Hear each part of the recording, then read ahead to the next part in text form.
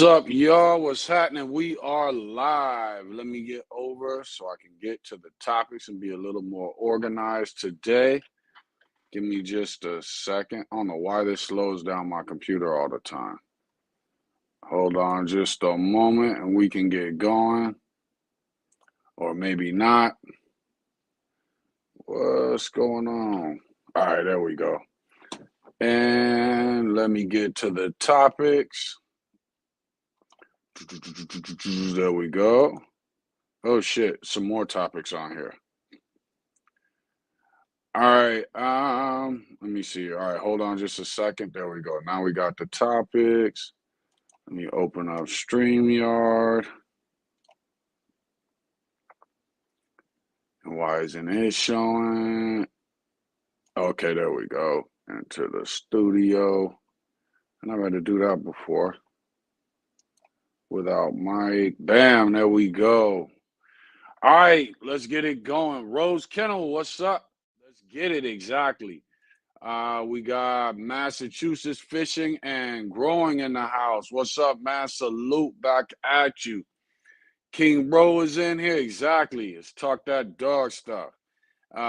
Family First Kennels, thanks for joining in. G Money Bags, what up? What up? Thanks for joining in. Zarata, tuning in from Phoenix. What's up? We got Houston in the house with Marlon J. Shell's Active is in here. What's up? Donna Whitaker. Yes, I'm doing good. I hope you and everybody else is doing good. Dom's in the house as usual. Shell's Active said happy Tuesday. Tuesday? Monday. Are we? Isn't today Monday? Oh no, it is Tuesday today. Damn, my whole week is off. Damn. Thank you for reminding me, Shells. Don said it's about that time. Zala, what's up? Thanks for joining in. WKR, what's up? Thanks for joining in. Betsy, Spirit Rider in the house. My partner in crime, Belinda Pitbull Bell is in the house. Maurice, what's up, man? Thanks for joining in. What's up, Shells? Let's see. Ryan's in the house. Now I should have took this off. It's getting kind of hot in here. I need to open the window. Hey, son, can you open the hit the sliding glass door and open the kitchen window? Let's see. Ryan Barber's in here. H-Town's in the house. What's up, man? Thanks for joining in with Iron King Beast Kennels. I'm doing good, brother. Ziggy's in here. Say, hey, can you touch up on cortisol, if it's a good or bad thing for dogs? Give me just a second and I will hit you up on that. Tony Moss is in the house. Uh-oh, why is my computer messing up? Hold on. Come on. Because I can't see on my phone without my computer. All right, there we go. Let's see, where are we? Bam. Actually, you know what? Let me get back to that question. Let me see here. Why is my system messing up? All right, so it's showing the questions. Can you guys see the questions on the comments on the screen? It looks like you can. All right, there we go. Back up. Before we go any further, let's go ahead and get into that because I'll be imagining that I'm somehow going to remember you guys' questions, and I know I'm not. Catazol is old school. It's basically vitamin B. If I'm not mistaken, it's B12, if I'm not mistaken.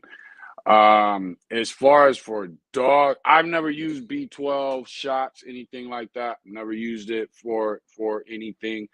I've used other things, so it depends on your situation. I don't, as far as what it is used, so I'm not going to say that it's bad.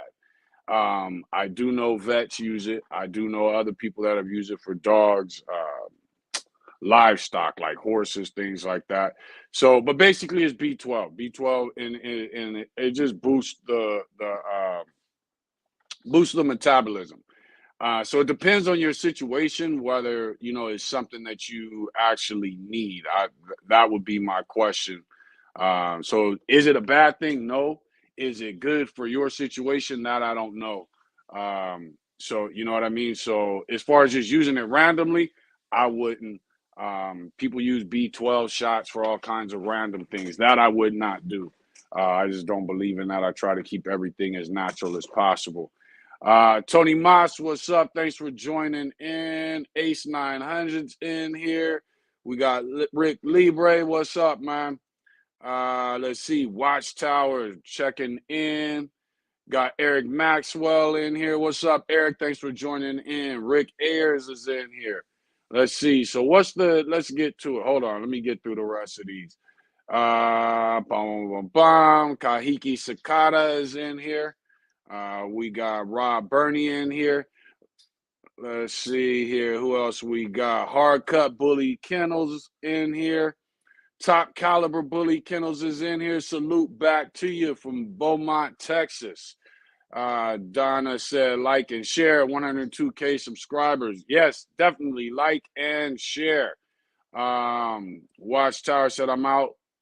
I drive to work at 10 p.m. That's when I listen to the recap. Okay, for sure. Rhodes says Shell's active and Tony Moss. I appreciate y'all coming through on the chat this morning. I got to catch your lives, Rhodes. I've been missing them. Because I'm always working in the morning, so I do more listening. And a lot of times I'm not on Facebook or I'm on it for just a second. But if you guys get a chance, definitely check out Rhodes Kennels. I like what he's doing with his program, and I like the way he's going about doing his things as far as getting himself out there. So definitely check out Rhodes Kennels. All right, what is this saying? Why am I getting this warning? There we go. Let's see who else is in here. Mr. J, my man, thanks for joining in. Let's see. Bully Bread Kennels is in here. Exile Oasis Bully Kennels is in here. Who else? Let's go ahead and get to the topics. First topic is funny because I got a bunch of people emailing me. We should have a topic. What would you do if you were in Will Smith's situation at a bully show?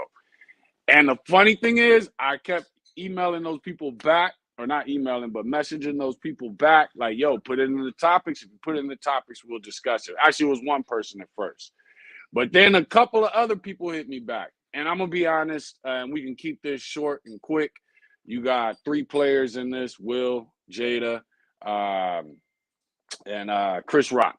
So the way I look at it is, as far as Chris Rock goes, hey, he's a comedian. Comedians are always going to push that line. But that doesn't mean they have the right to push it. I got a trash man. He put our trash out on the corner. It's his job to pick up our trash. It is not his job to come in my house and get my trash. It's his job to stay out there on that corner. So as far as Chris Rock being a comedian, I don't give a shit what you are. He was out of line. The other thing is Jada, we all know, has alopecia, which is why she cut her hair. And you get a lot of people talking about, well, it's not death, threatening, blah, blah, blah, blah. It don't matter. That's a woman, a female, who's in a situation to where she's had to cut her hair. If you've seen Jada before, she always she always had dope hairdos, you know what I mean? So now all of a sudden she's in this situation where she's got to cut her hair. The kids, out of sympathy, they cut their hair. And, she's got to get up her confidence to be back out there in public. And that's a husband and wife thing that is difficult, not only for the wife, but also for the husband. I can tell you right now, some of you probably already know, my wife has a neurological disease and she was hospitalized for 2 months. My wife is a beautiful woman. When she got out, she didn't have that same confidence when she got out of the hospital. And, and it took a lot of not only her getting back to her normal self, but also just me, the kids, you look fine, you look great, you look blah, blah, blah, blah, to build that confidence back up. So I can't imagine me and my wife, and I'm going through this, and then all of a sudden she decides, okay, I'm going to go out. And we go out, and then a dude, just because he's a comedian, takes a shot at her. It's going to be a problem. regardless of where we are. There is no time and place for disrespect. Therefore, there is no time and place that you should assign for handling disrespect, whether it's at the Oscars, a dog show, whatever. You disrespect my wife, it's a wrap. So I feel Will. I get he's going through a lot of things, which goes to the next issue, Jada. She's just a terrible human being, and as far as I'm concerned, the way she's cheated on him, drug him through the mud in front of the entire world, made it all announced, you know what I mean? But Will decided to keep her. That is not only the mother of his children, that is the woman he has decided to assign as his wife.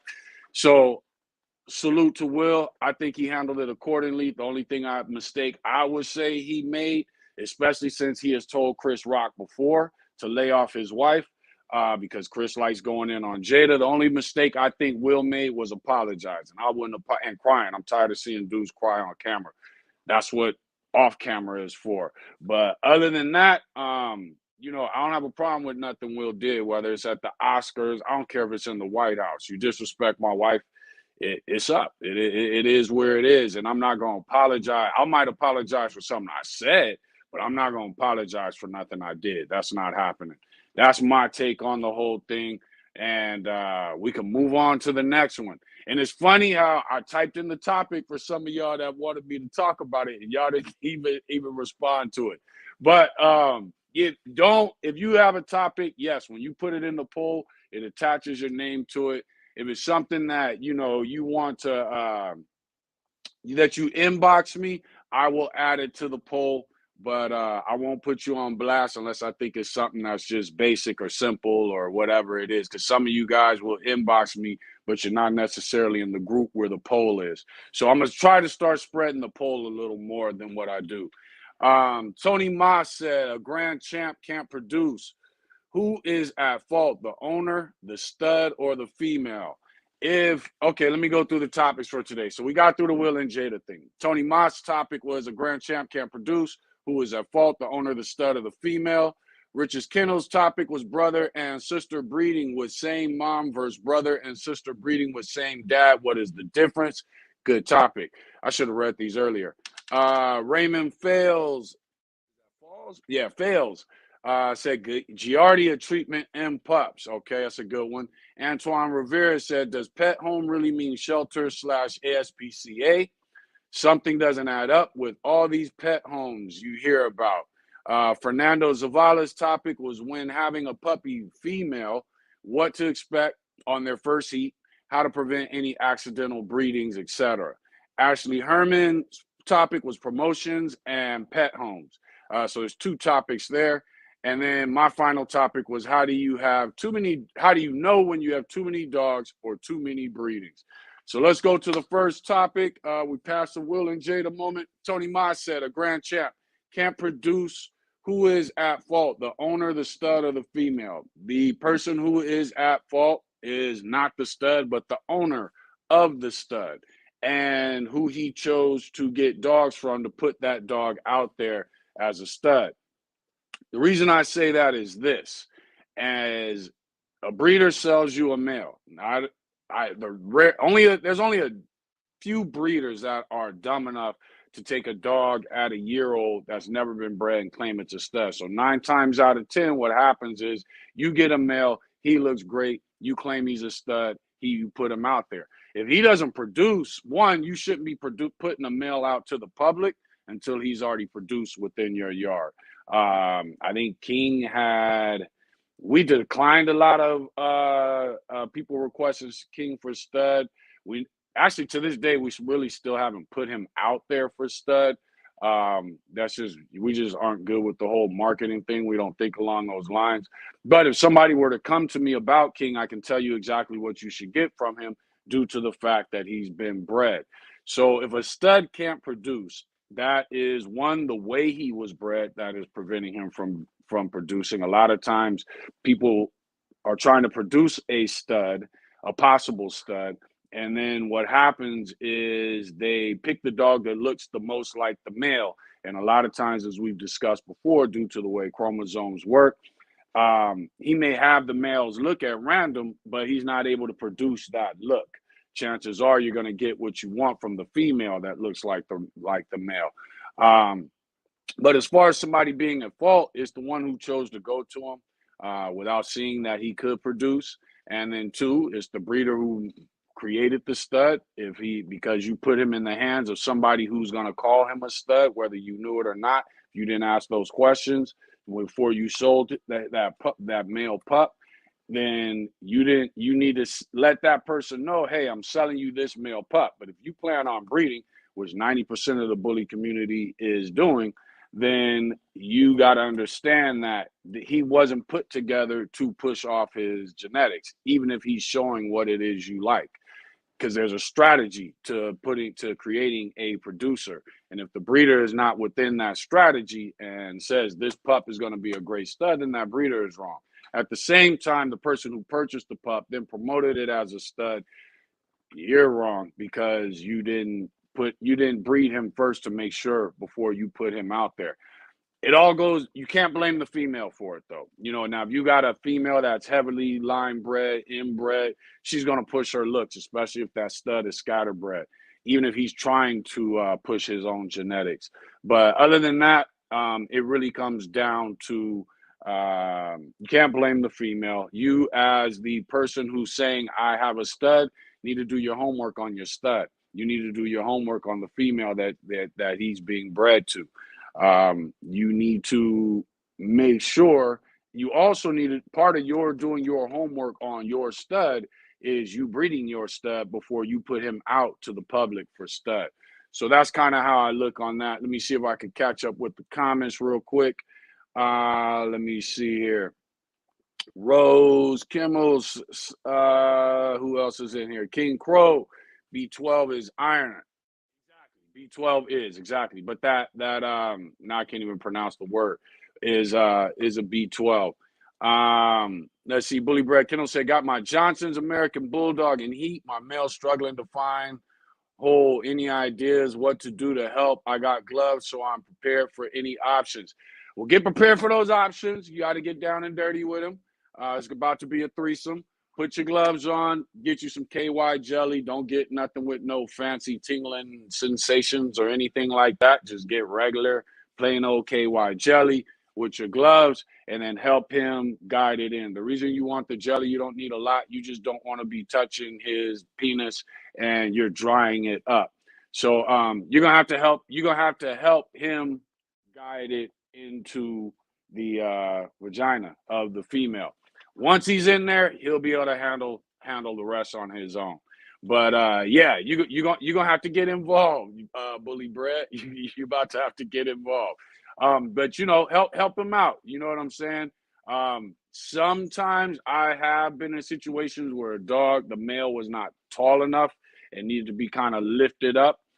You might be in that situation, so you might need a second person. If he's got the height, he's just missing, you're gonna have to help, guide him in. And you might want to have somebody kind of hold or restrain the female, help her to keep her still, so she's not moving around and everything. But yeah, you're gonna have to guide him in. It's gonna be both first time mating. Yeah, that's all it is. After this, chances are he'll be able to find it with no problem. Spear Rider said, I myself have had to B12 shots. I would not recommend it unless under vet care. You know what? I agree with that. Conversations when I'm with my homies that breed, we talk about a lot of stuff at random and the vet doesn't come up. In the bully community, I know there's a lot of inexperienced breeders, so I try to watch what I say and how I say it. But I agree with Betsy. I don't think there's a need for a shot. And that's the thing. We don't know what the situation is, why you're asking about a B12 shot. Is it harmful to the dog? No. And I forget what it was you were talking about. Now I can't think. Oh, catazole. But it is basically just B12 is all it is. So there is no, it's not bad for the dog. I would just question what it is. Why is it that you feel you need it? Because chances are there's other things you can do that you won't need to have to, use the catazole shot. Shell's actor said, "Hey Daryl, if I got a DNA test on my dog and it's American Bully approved, can I get it registered to ABKC or another registry?" You know what? I don't know that they're concerned with the DNA as much as they are concerned with the look of the dog. So I'm assuming you don't have papers on the dog, so therefore you got to single register the dog. And they're going to require a front shot, side shot, and I think a rear shot. I don't think they're even going to require DNA. That goes for ABKC and UKC. Let's see. A bit late. How's it going? What's up, Casper? We doing good? We just getting started anyway. Furman Broom, what's up? Thanks for joining in. At least Monsters Kennel is in the house from Maine. No problem, bro. No problem. Thank you for tuning in. Las Animas in Colorado. For sure. B12 and B complex is good for many things. Appetite is one if they don't eat real well in spells, and yes, can help with anemia. Exactly. It gives you energy. It boosts the metabolism. If you do have a dog that is not eating, it is definitely going to help. So that's why I say it's not a bad thing, but when you ask the question, what is it you're talking about it for? Smooth Bully said, "Who cares about this Will Smith bullshit? None of my business." I feel you, dude. I feel you 100%. Exile Oasis Bully Kendall said, connection from following QB and K, stopping by to show some love. Yep, you keep it real. Hey, thanks, Exile. Thanks for joining in. QB and K, for those that don't know, I go live with Raul from QB and K. Bobby Lee York from QB&K, and Danny Cervantes from Second to None Kennels every Monday. So definitely check out those lives. But yeah, they are good people. Have a good time with them doing that. Matter of fact, if I'm not mistaken, if I got my dates right, next Monday will be the stack off where people can come on and you stack off your dog. We play judges and we decide which dog goes down to the finale and wins. It's hard when we lose our hair for whatever reasons. Hey, I get it. I get it. You know what I'm saying? And especially for, a female. And that's why I say I can't imagine me and the family are not grooming, but consoling your wife, your children's mother, and trying to build up her confidence back to where you want it, and then all of a sudden, bam, you get her out, y'all having a good time, and then bam, somebody just takes a shot at her. So I feel we'll have done the same to another comedian with more size. That's another thing. If it was Steve Harvey, if it was The Rock, would he have done the same thing? Excuse me. We'll never know. But at the same time, I think a lot of times what happens is would Chris Rock have said the same thing if that was The Rock and his girlfriend or wife or something like that? That becomes the question. So we'll never know. You know what I mean? I think it was a situation where he wasn't thinking. He ran with his emotions, and that's not always the wrong thing to do. But it is what it is. I don't know that he was calculating anything. A lot of people come, "Oh, he wouldn't have done that if it was so and so." We don't know. Maybe he would have. He wasn't thinking at the time. James Galloway said, "I'm in here. Calculated Bullies, what's up, man? Thanks for joining in." WKR said, "Daryl, can you touch on the importance of understanding your dog's drives and thresholds when it comes to working them, hunting, dog sports, protection work, etc.?" Basically, you need to look at whatever you are assigning your dog to do, whatever that job is, that sport is, whatever it is you're assigning your dog to do. You need to look at what the breed is and what that breed is bred for. That gives you an idea on whether they're going to be good at that assignment. The next thing you need to do is look at the dog in front of you as far as their temperament. Now, erase the word temperament and let's say as far as their drives. What drives are required for whatever you're about to do, and what drives does your dog have? What is the threshold that those drives are set at? For example, if I'm doing hunting, I need a high prey drive. If I'm using a hound, then I need a high scent drive. Those things should come with the breed. If you made the mistake of going to somebody and that's not guaranteed, they don't work the dogs, you chose to get that dog anyway, you're going to have to test that dog out itself before you actually put it out there in the field. So as far as hunting, one of the greatest things that you can do with a hunting dog that you don't know about, especially a hound, is take them out to fields where you know that there's rabbits. That way the dog doesn't get hurt. Chances are it's never going to catch the rabbit, especially a scent hound, and see how they operate, see how they move. So with hunting, you know you want prey drive. If it's a hound, you know you want scent drive. What else? And you know you want a low dominance drive, a low rank drive, because you don't want that dog getting into it with other dogs that you might be hunting with. Let me turn that off. As far as dog sports, you know, frisbee, things like that. Again, a lot of it is prey drive. A lot of it is purpose drive. If it's frisbee, the prey drive's got to be high so that that dog can actually focus its energy on doing what it needs to do to catch that frisbee in awkward situations. You know, you want some play drive in there, a high play drive with that dog, a high purpose drive, especially because you're going to be doing different things. You don't want a dog that every time I throw the frisbee up a little bit, it goes for it. But when I throw it straight out, all of a sudden it decides, I'm not going for that. That becomes prey drive accompanied with purpose drive. Regardless of how prey drive is, as in go get the frisbee, that's the prey. Purpose drive, as in it doesn't matter how I throw the frisbee, because I threw it, you need to be engaged and go get it. As far as protection work, you're looking at protective, your dog's protection drive. You're looking at pack drive, the dog's desire to be with you, focus on you. You are looking at a certain amount of purpose drive. Protection dogs, I don't like to have a high dominance drive in the dog. I don't like the dogs to be rank driven, because the best protection dogs are dogs that don't care about rank or dominance. That's not a part of their psyche. They're focused more on the drives that involve them protecting. You know, purpose drive can be good, especially for protection work, because there's a lot of different things. Some days when you're doing protection work, you switch from thing to thing, and the dog needs to switch accordingly because it's got a high purpose drive. But you're definitely going to be looking at a dog that is defensive, a defensive drive, protection drive. You're going to be looking for those things in that dog.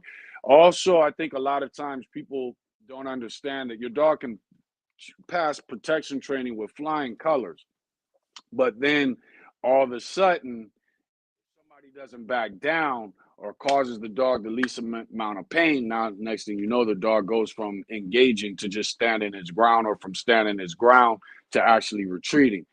When it comes to protection work, a dog needs, when it feels pain, it needs to become more frustrated.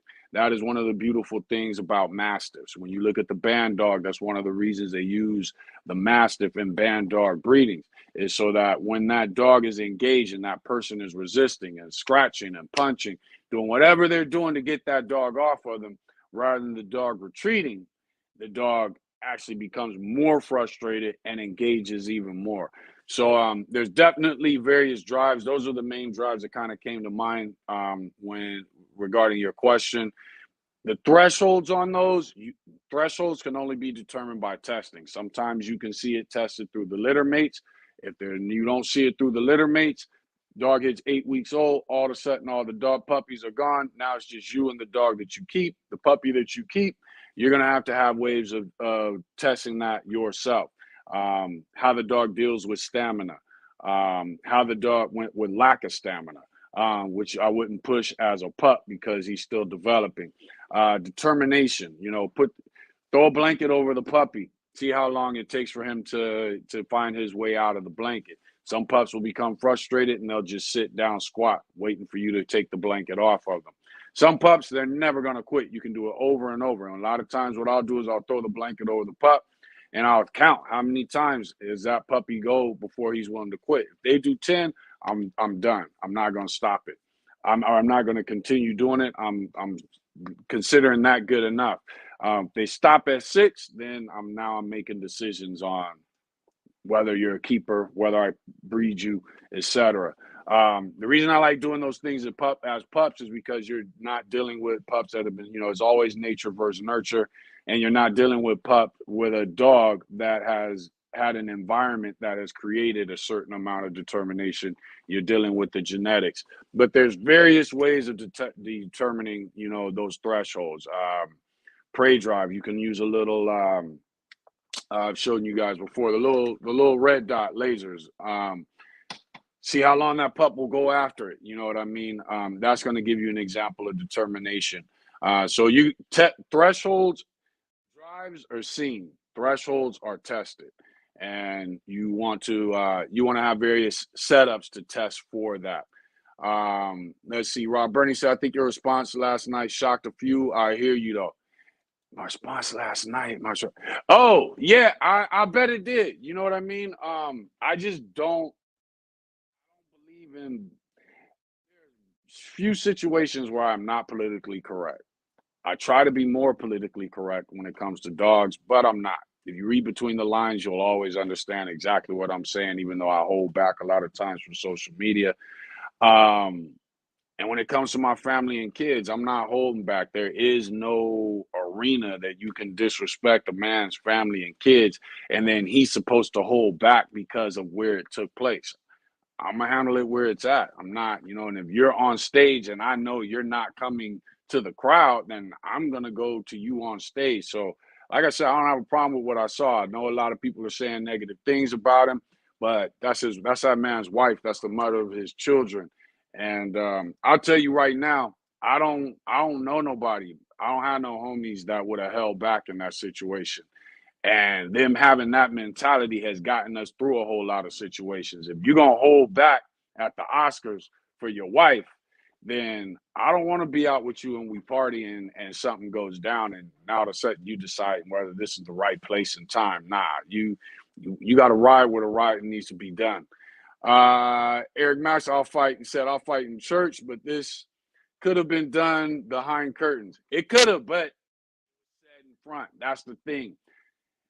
Could he have caught him backstage? Yeah, you know what I mean, in hindsight. And I think he feels the same way, but we have to also remember he's caught Chris Rock backstage before and told him, I need you to hold back on my wife. As a man, if I'm a comedian and you approach me and you tell me not to make jokes about your wife, I'm going to respect that, especially if you come to me respectfully. I don't know what you're going through. I'm not even going to ask, why should I hold back on your wife? I might start paying attention. You're a celebrity. That if you tell me to hold back on your wife, you're in the news. That gives me the opportunity to do my homework and see why you may have said this. So, it could have been handled differently, I guess, like any situation. But I'm not gonna fault that man. I don't fault no man for standing up for his wife and his kids. I don't care where it goes down, what repercussions he has to face for doing it. You gotta do what you gotta do. Let's see. Smooth said, "Isn't yes, it is, brother." But I got hit with a bunch of questions on that, and they try to be slick, Smooth, by relating the Oscars to a dog show. So that's how they got me caught in it. Ziggy Aceves, hope I'm pronouncing that right. Said, "Glad to make it to one live. Usually hear it on the following day at work. Thank you for sharing the wisdom." No problem. I appreciate that, and I also appreciate you for tuning in. Major League, what's up, man? Pitbull. You didn't. It's always in the group.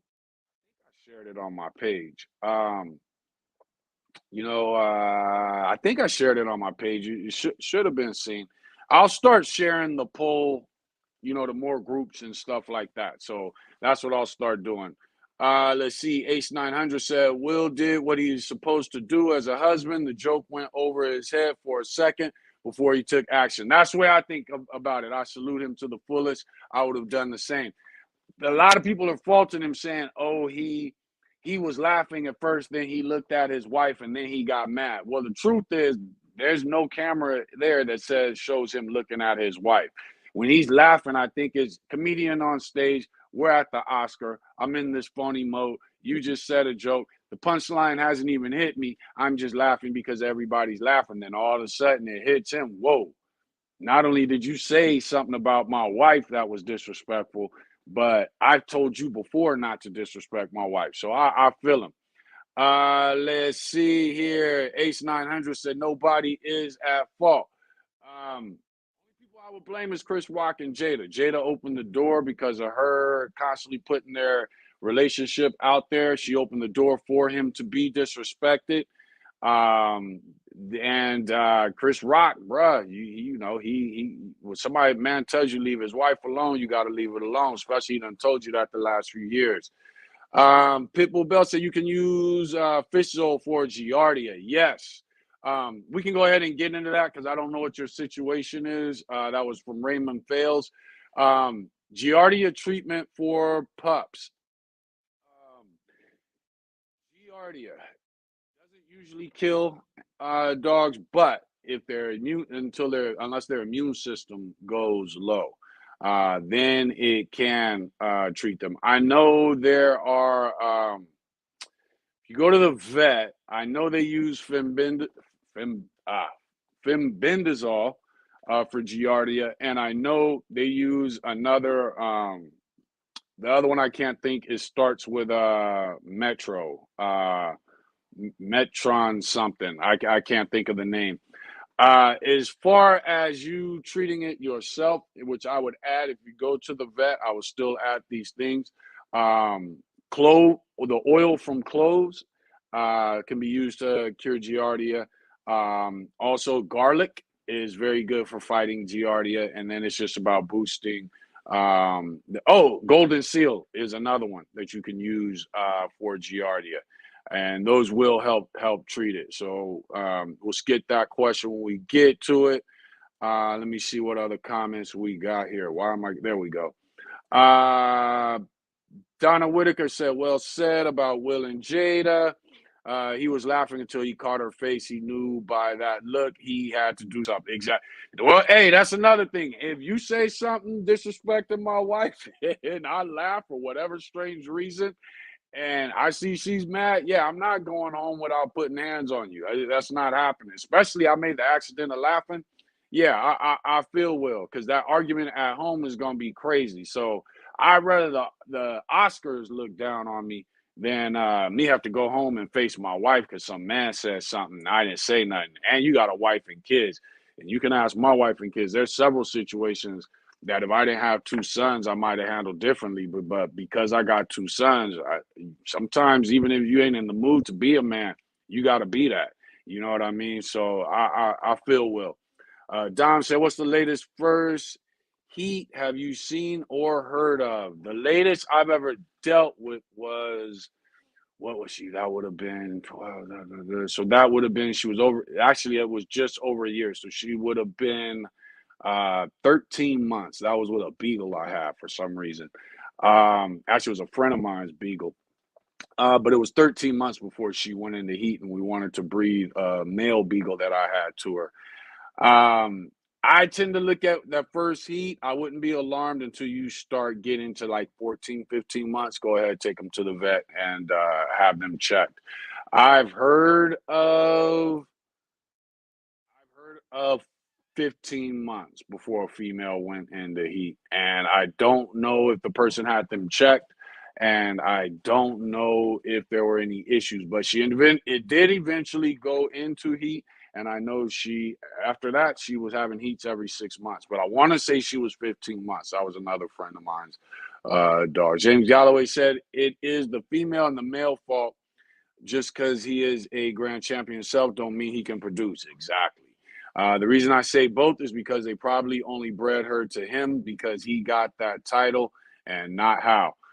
I can agree with that. I can agree with that. I wouldn't blame the female though. I think now if I'm the owner of the female, and let's say my female is line bred or inbred and I didn't know that, or I don't understand what that means, and you breed her to a scatterbred male, chances are you're not going to get what you were looking for. That would be something you'd have to blame on the owner for the female for not educating himself.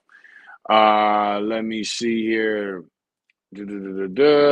I've had females first heat that was around 10 months. Earliest was 5 months. I don't think I've had one at 5 months. I've had I remember right at 6 months, 1 week on the dot. I remember that because I could still visualize it on the calendar. I don't think I've had earlier than that though. Let's see. Keyshawn Maxino said, "What up? Good deal. Dog Talk Tuesday is better than Taco Tuesday. You just made me hungry now." Smooth, 2 years old before first heat. Wow, that I've never seen before. That's a long time. And the stud, because he probably studying that dog and don't know if he can produce that. Exactly. I agree 100%. Or did I misunderstand? I don't remember what the question was. Let's see here. Eric said, before you put a stud out there, you should at least get a motility test and a sperm count done before taking anyone's money or end up wasting their time. I agree. Now, if you have, and that's why I say, before you put the stud out there, read him within your yard. See what he can do within your yard. If you've never done any of that, yeah, you definitely need to get the motility test and sperm count done. Castro said, what's the strategy to create a producer? Line breeding and inbreeding is the strategy. The other strategy to create a producer is traits. Blood and traits are equal. A lot of people get locked up into blood. If I breed two dogs that's blood is known for giving Easty Westy, then I'm gonna get Easty Westy. If I breed two dogs that have Easty Westy without knowing anything about their blood, then guess what? I'm probably gonna get Easty Westy. So you got to look at producers the same way. And that's traits. If you match traits for 2 to 3 generations, and that's why things are different in the bully game. If you're breeding, in most breeds, you're trying to breed like dogs, a male to a female that's like him. They have pedigrees that are similar, and in that way, you know you're bringing the same traits together, which enables you to continue those traits going as you do productions. And you know that male is guaranteed to be a producer unless he comes across a female that came off a producer, and there's different traits going on. But the objective in most dogs to keep a healthy breed is to breed like traits. In the bully game, we're still looking for biggest head, thickest bone, fixing this flaw, fixing that flaw. So there's not a lot of like traits that are going on. But the strategy for creating a producer is line breeding and inbreeding. The other strategy, without tightening up the blood to create a producer, is similar traits that match. The more those traits match in the pedigree, the bigger the chances are of that dog producing. The bigger the chances are of that dog producing whatever it is you're trying to get, or whatever it is that makes you like that dog. There we go. Okay, same question. Hit the like button, share all that fancy stuff. Hit the like button, share, like. Let's see. People said, damn smooth. I thought with an old game dog at 18 months was awful. I bred her once, but she was super inbred. Let's see here. Ashley Hernan said, hey, I'm late. Don't worry. We haven't gotten to your question yet, or your topic. So we'll get to it. Let's see who else is in here. Pitbull Bell said both dogs are somewhat in same height.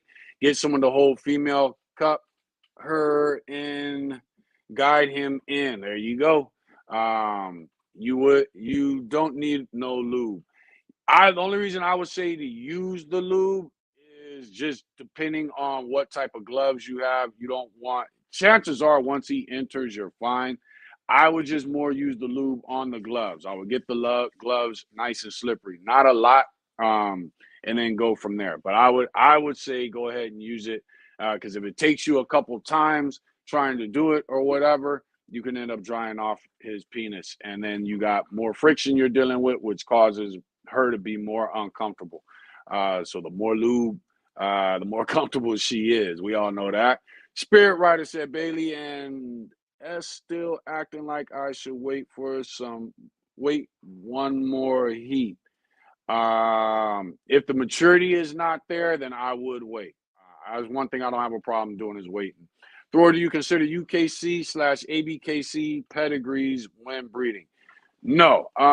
When it comes to the UKC, when I was dealing with either band dogs or pit bulls, I would never use any UKC dogs. I would always use ADBA or others. When it comes to the bully community, no.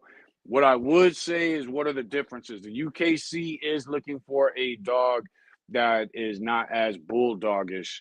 The ABKC is looking for a dog that carries more bulldogish traits, more mass, bone, etc. The UKC is, even in their written standard, they say the dog should be able to perform and compete. In the ABKC's written standard, it doesn't say anything about the ability of the dog. As far as one being better than the other, is just your style. The UKC dog is going to be a slightly leaner, less bulldog trait carrying dog. At the same time, a lot of these dogs are registered with ABKC and UKC. I wouldn't put one above the other. What I would say, as far as deciding who you want to register to, I would register to both. UKC, they are more prestigious. They are the more known. ABKC, they are the more known within our breed. So I would make sure to register with both as far as choosing who and what to go to. I would hope that dog is registered with both. But I don't think one is better than the other. It's just your preference. And if you're looking for preferences within the two, just understand UKC doesn't push the whole mass thing that ABKC does. Let's see, James Spear Rider. If they acting like you should wait, I would if I was you, because they not ready. I think I agree. Pitbull Bell, my female, wasn't heavy line bred. She has 2 times Spaniard, but I never bred her. She passed it around 3 years. Spirit Rider said Lincoln was too tall, so you're gonna have to guide him in also. Do you use the X dog harness on your dogs? I'm thinking you're talking about the weighted vest. No, I do plan on getting a weighted vest, actually within the next few months.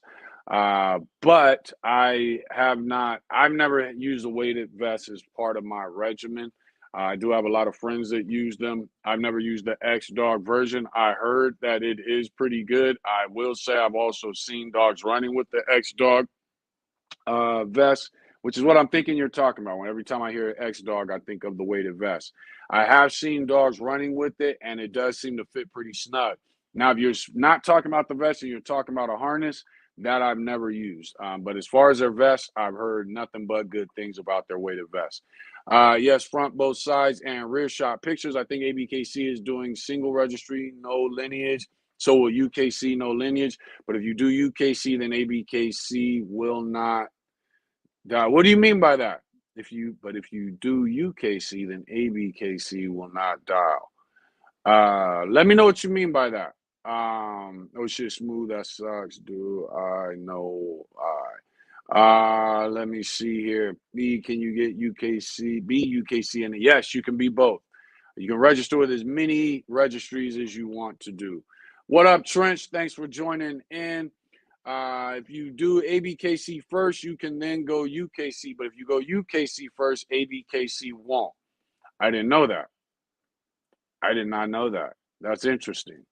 Ziggy Aceves said, my vet told me to put my pocket on it every 12 days so he can gain weight. Okay, so that's what it is, gaining weight. He's not eating. That was when he was 8 weeks, stopped at a month, and got what Raul said, vitamins from Walmart and Gorilla Milk. Those are pretty good, so I would definitely go ahead and use those. Don't sleep on Walmart when it comes to their vitamins that you can get. So I'm assuming you went and got the B vitamins from Walmart using Gorilla Milk. Yeah, I just I'm not big into doing shots on my dogs besides their vaccinations unless it's something that I actually need. But let's see, put my pocket. So yeah, so if it was for gaining weight, then yeah, because like I said, it does pick up the metabolism of the dog. Let's see, Heart and Soul in here from Maryland. Thanks for joining in. Trent said, I have my own Pressa Bullies bloodline and American Bully XL. Okay. What direction you going with the Pressa Bullies? What direction you going with that? Smooth said, Pitbull Bill, I've never tested her to see why she has such a late heat. I had a necropsy done to see cause of death. She had a rupture in her intestines, blood. Damn. Sorry to hear that, Smooth. Real sorry to hear that. Let's see. Mon Blood of American Bully, XL, and Pressa Bullies. Okay. So you got your own line going. Let me see. But she not single register. Where else are we?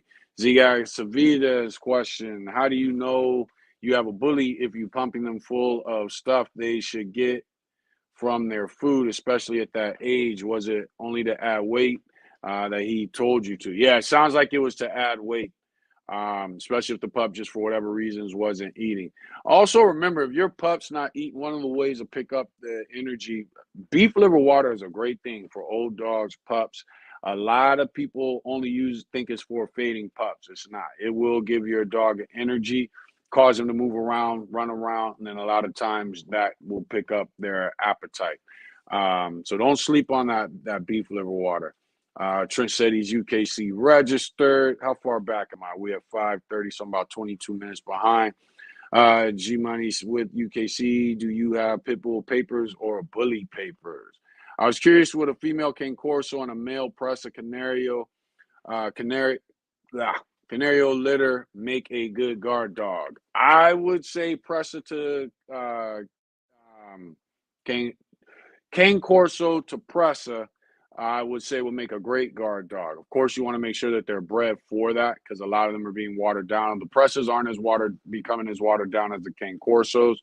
But breeding the two, yeah, I would think the Pressa would help bring back some of the protection drive and defensive drive into the Cane Corso. A lot of Cane Corsos have been extremely watered down now that they are, becoming popular in the show ring. So if you're looking for a guard dog out of it, and there's a blend of Pressa to Cane Corso, you're probably going to get that. Pressa is a little more driven than the Cane Corso. And the Cane Corso is a very defensive dog. The Pressa is more of a defensive and go out and get them type dog. So I would think, yeah, you're going to definitely get a good guard dog out of that. Make sure you're paying attention to temperaments. You don't want them to be dominant driven or rank driven or anything like that. Let me see here. Where are we? Yes, shoot them likes. Make sure you guys are hitting that like button. Yeah, Abkc won't take her. I didn't know that. So if the dog is registered with UKC first and you single register with Abkc won't take them. But what if you don't even tell Abkc that the dog is registered with UKC? You just do regular single registration. That's weird to me that Abkc wouldn't register a UKC registered dog. It took her for fast. She passed within 1 hour, man, and showing any kind of symptoms. That's crazy. Let's see here. Where are we? Try to hit some of these questions. Bam, bam.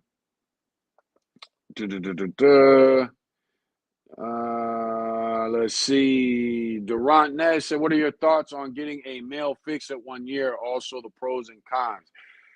I would wait till that male is at least 18 months to 2 years due to the fact they are still growing up. Not only just growing, their growth place, the inside of the dog, doesn't fully connect until they hit about 18 months. The male is not fully developed till he's around 2 years old. So I would not do any type of fixing until that dog is hit at least between 18 months and 2 years old because they're not fully developed. When you fix them, a lot of those hormones don't do the things that they are supposed to do. Testosterone levels, as far as muscle growth, bone growth, things like that. I personally am not into fixing dogs for behavioral issues. I think the owner needs to step up and do what's required. I am also not into fixing dogs because we don't want them to reproduce. I feel you should go ahead and get a kennel or a fence that's high enough so that they can't get two females.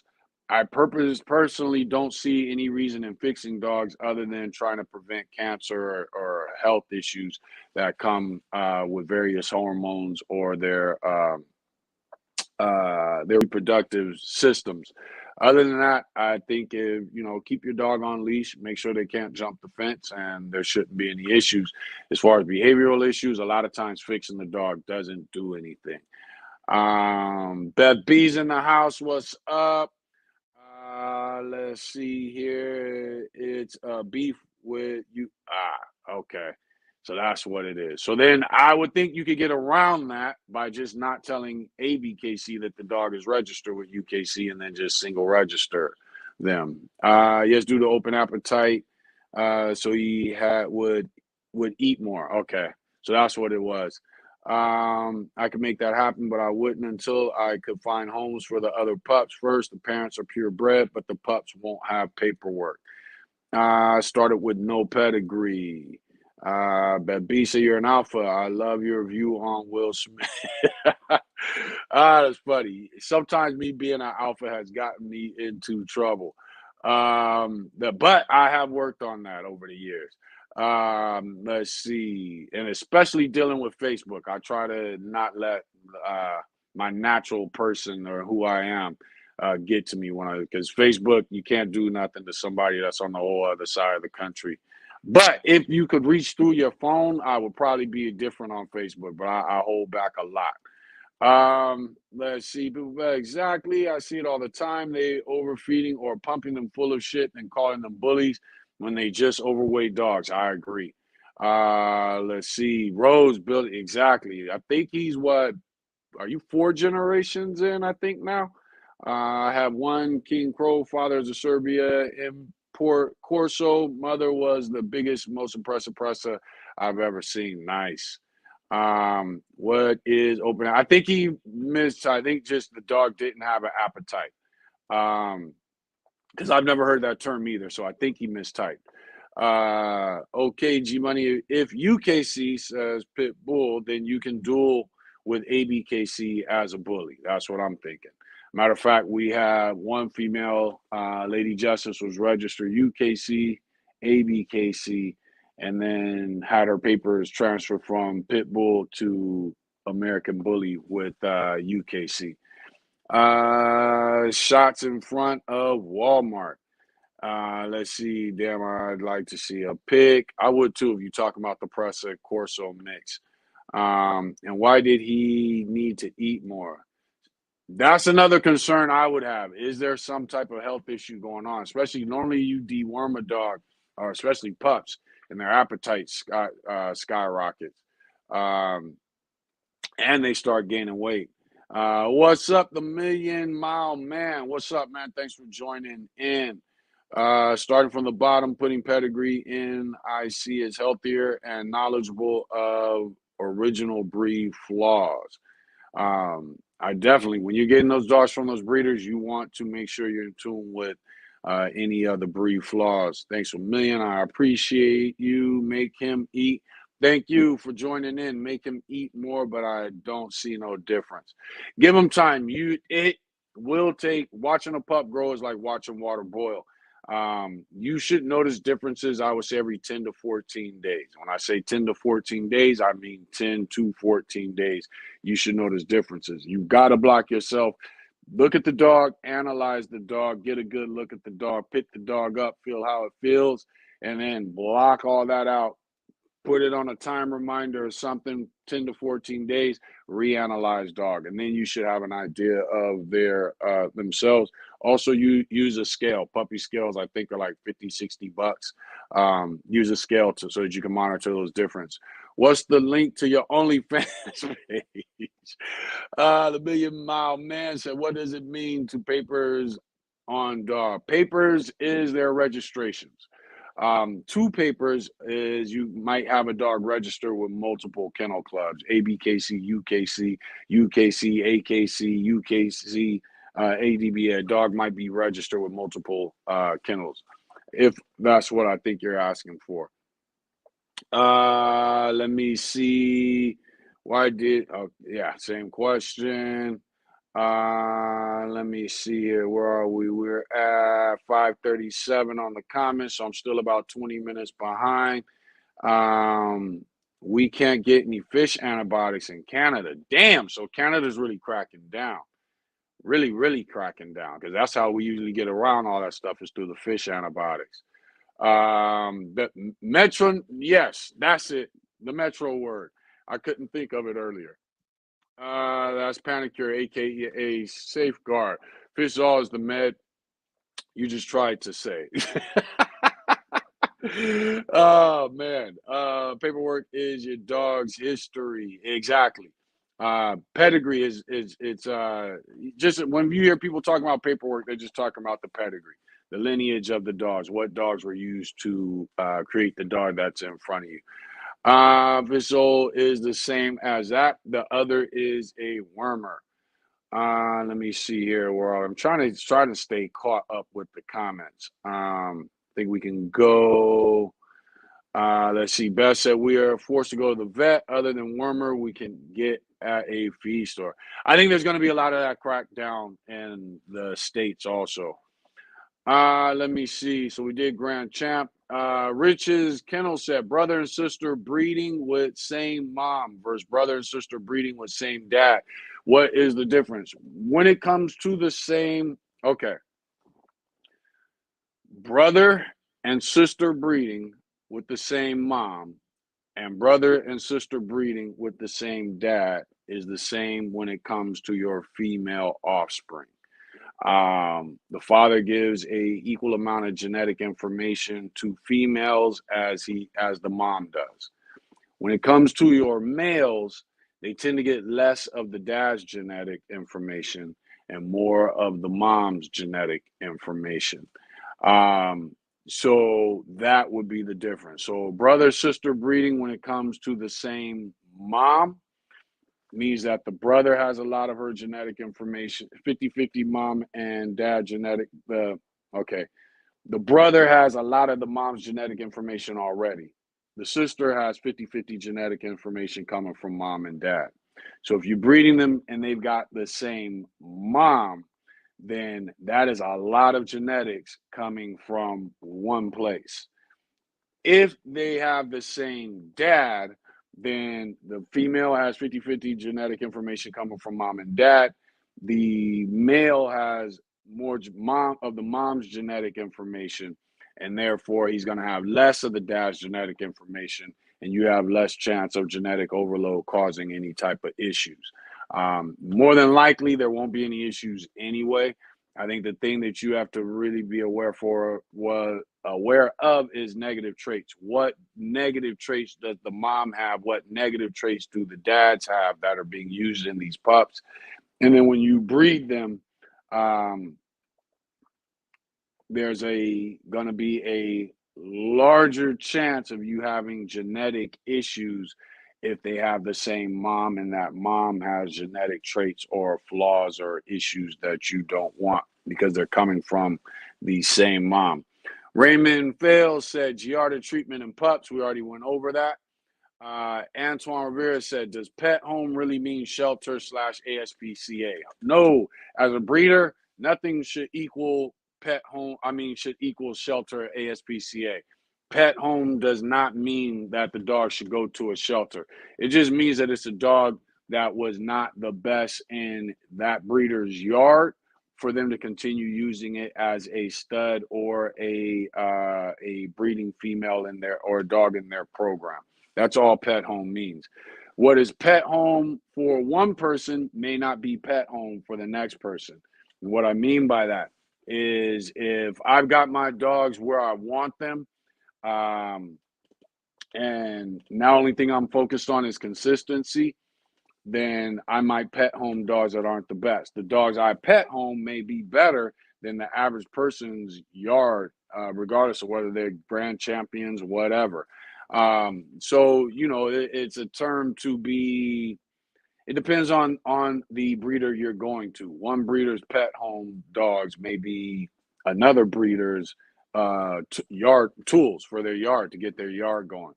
And in the bully community, there's a lot of that, but nothing should be equivalent to a shelter or ASPCA.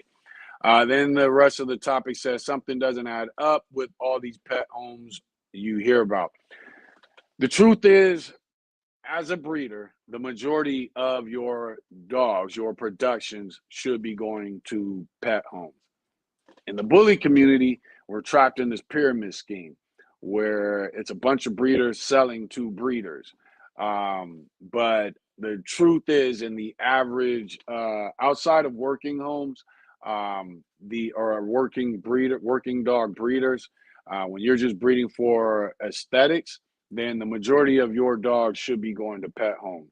When you, as a breeder, find that the majority of your dogs are going to breeders, you need to be getting yourself out there more into the real world, because I don't want to sell dogs to breeders that I absolutely wouldn't use on my yard. Now, I want to sell good dogs to pet homes, and I want to sell good dogs to breeders. And if those pet homes decide to start breeding, they should be able to, because you should be selling good dogs to both. But I would look at things in three categories: the dog I keep for my kennel, based off the direction I'm going, the pups that you're willing to sell to other kennels, and the pups that should be pet home. That's the way you should be looking. You should be looking at your breedings. I hope to go the rest of my life without necessarily being dependent on selling to breeders. And a lot of people, when you hear somebody in the bully community say that the market is oversaturated, you got to remember this breed is unknown to the majority of the world. So the market's not oversaturated. You have just locked yourself into a realm where you're only selling to breeders, and you're having a hard time getting sales because there's more and more competition coming into the breeding world. But yeah, no dog should be bred or created knowing that it's headed to a shelter or ASPCA.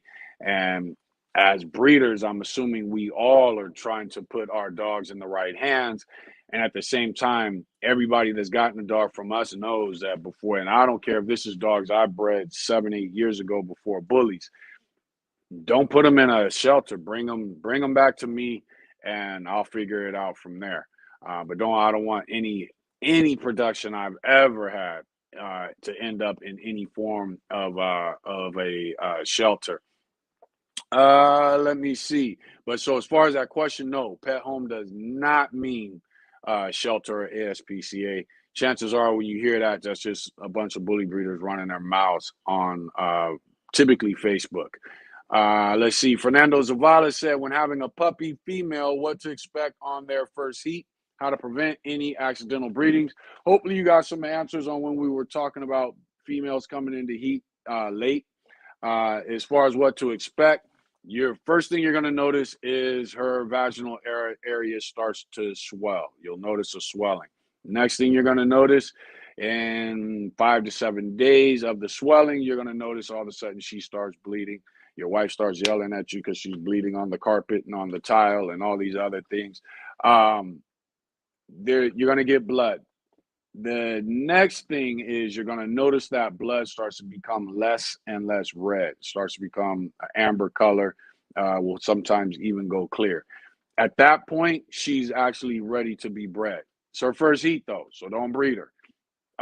But at that point, that's when you'll notice she starts flagging. Actually, slightly before that, you'll notice she starts flagging other dogs. Some females a few days after that. But so in its basics, you notice the female's vaginal area starts to swell. You'll even see, like, she'll be walking and it'll kind of be waggling and jiggling as she walks. Then you'll notice blood coming from that area. You'll notice that blood then starts to clear up, starts to turn an amber, orangish, brownish color. Then it becomes clear. Then it stops bleeding. You'll notice her cleaning herself a lot. She'll start licking herself a lot, cleaning her bedding area. And then you'll notice the swelling starts to go down and she's done, and it'll be back in about 6 months. Next topic was from Ashley Hernan, promotion and pet home. So we went through a little bit of the pet home. As far as pet homes and promotion, we'll just kind of tie them in together. I advise all bully breeders, get off of Facebook. Take your dogs to, if you got a dog that's good at dog parks, take it to dog parks, dog beaches, PetSmart, Tractor Supply. Take your dog for walks. as a breeder, you want to be known for dogs by your family, friends, neighbors, and coworkers. Talk about it. Let people know what it is that you do, so that you have more clientele than just what's on social media. Um, we still have yet to sell a dog on social media. Yeah, I haven't had a need for it. Um, we will probably, maybe not this next breeding, but possibly the one after that, we'll probably be in a situation where we're using social media. But get known for dogs. So that way there's a battle for you as a breeder of social media people and then people who find out about you through word of mouth. Get some business, just like you got a website or a social media page, get yourself some business cards made. So when people give you, hey, your dog's great, again, you're breeding bullies, they stand out. King is real bad. We've had people hit their brakes, almost slamming the cars when they see him. People coming into the gas station owner coming out to take pictures of him, leaving his gas station open, and now you got people stealing in the gas station. Cardi Bull, nowhere near as big as King, but people gravitate towards her. These dogs, they stand out when you're in public. So get them out there, get them seen. Get some business cards so that when people ask you questions, you can hand them a card and keep it pushing. Um, get yourself a website. The website is your home. We don't have a website yet. We're actually working on that now. I just gave the guy the bio, which I think I might have to redo. But we're working on a website now. We have just never needed social media or the internet when it came to dogs, and now all of a sudden, we're in the bully world now, so you got to do all those social media things. But get a website. So what I would advise you doing as far as promotion, one, get some business cards made and get your dog out there. Let everybody know, your friends, family, co-workers, neighbors, let everybody know what it is you do. And get your dog out there, get them seen, get them known, and hand out those business cards to those who are interested and ask you questions. Let them know that, hey, dog's beautiful. Oh, thank you very much. Yeah, I breed them. Da da da. Just got this one from a breeder, or this is my production, whatever it may be. Get that conversation going, and so that you open up the next move, which is handing them your business card. As far as social media, um, I would advise anybody that is looking for promotions, go to the Thrower Bullies page on YouTube. If you scroll back, there is a marketing series that was done. It was a 4-part series with myself and Robert McCormick of KTK Bullies and Andre Smith of BGK. They dropped a lot of gems on there. I myself still have to go back and look at it because I was just interviewing them and asking them questions about various topics, YouTube, Instagram, and it's broken down as far as websites, YouTube, Instagram, Facebook, blah, blah, blah. So if you go to that marketing series, you'll hear me, a person who knows nothing about marketing, asking them a lot of questions.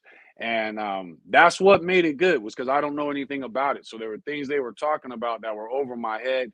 There were things that they would start talking about with each other, vibing off each other. And I'd have to stop and be like, okay, hold on. Nobody knows what you two are talking about. And then they would explain it.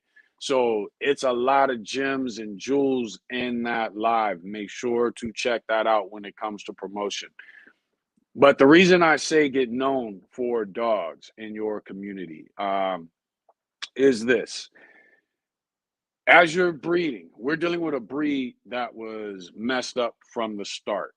And a lot of these traits have made it into 2022. And then here we are here being in a position to where we're forced to fix it, especially because when you look in the show ring, a lot of these dogs have the same flaws. They're winning champions and grand champions. And because they have breed type, they're winning in the show ring with the same flaws and issues that a lot of us have in our yard. You want somewhere where you can divide your yard up and say, okay, this is going to be my keeper. But it was between this dog and these two dogs. These two dogs are definitely worth breeding. I'll sell them for more money to breeders. And then the rest of these dogs are the ones that I will pet home to friends, family, coworkers, people that hear about me, word of mouth, blah, blah, blah. That's the way you want to deal with dog breeding now that the social media world is involved. So that would be my advice, Ashley, as far as promotions. Check out on Thrower Bully's page the marketing series. You're gonna have to scroll back, but you will get to that. Shout out to Robert McCormick of KTK Bullies, who I go live with every Friday evening, and Andre Smith of BGK. He's basically one of the top breeders in this game. I mean, it's him, Bossy, DDK9. They're the ones at the top. You Google big ass pit bull or anything like that, it's going to be one of those three kennels that comes up. But those are the three at the top. And so salute to Andre for coming down that mountain and doing that 4-part series with us. And he's a person who truly understands how to work this whole social media thing. So definitely check him out. Andre and Robert both get on me because I'll make a post of one of our dogs every blue moon. And Andre will hit me up, why aren't you promoting? And I'm just like, I wasn't thinking about it. But it's definitely something that you want to do. You don't want to run out of clientele. You want to have more clientele than you have litters. Which goes into the last topic, and then we're going to jump in the comments. How do you have too many dogs or too many breedings? How do you know is the question. I think I typed it wrong in the poll. You know you have too many dogs when you are not able to do what a breeder is supposed to do when they breed dogs. When you sell somebody a dog, you are selling them that dog based off of their looks, their appearance, and their looks, which is appearance, their ability, and then their health, their them as a breed. So when a person comes to you and you say, oh, my dogs have great temperament, but you don't know anything about your dogs because all you do is take them to shows, let them out their cage, and even shows is good. For instance, a dog that shows lets you know what? This dog is able to walk into atmospheres surrounded by people, surrounded by dogs, and is able to function accordingly to what the owner or handler expects them to do. So at least that's a start. A lot of these breeders are breeding dogs that are sitting in a kennel 24 hours a day. They're only let out to run, and they're only let out with their other kennel dogs, other pack members. So this breeder knows nothing about those dogs outside of that kennel. To give you an example, my Jack Russell, she was a little bitch, but she was great with Floyd, catch dog, Kayla, my bull lurcher. Every single dog that we brought in after that, including Cardi Bull, she started shit with them. She was gonna start shit with them. She didn't like them. Didn't matter how many years they were here. Didn't matter that they got along fine with Kayla and Floyd. She was always looking for some way to start something with them. That was just her. If they were all had a pit, Sasha. Actually, she wasn't a pit. She was an Amstaff. Matter of fact, a Razor's Edge female. Sasha, and they would all sleep one big huge bed, and all 4 dogs would sleep on this bed. Fox would never sleep near Sasha. If Sasha got near her on that bed, she would start growling at Sasha. So the only way for you to, but I could have easily been breeding Fox, my Jack Russell, and saying, oh, she's got great temperament. But the truth is, no, Fox was a bitch. She had terrible temperament. She to this day is one of my favorite dogs I've ever owned. But that was my girl. But she had a terrible temperament. She was a 100% full-fledged bitch when it came to dealing with other dogs in the home, outside of the home. She didn't like kids. She was here for one thing only, and that was to be my companion, and 2, to hunt. That was her job. That was her love, was hunt and kill. Hunt, catch, kill. That's what we used to say with her all the time.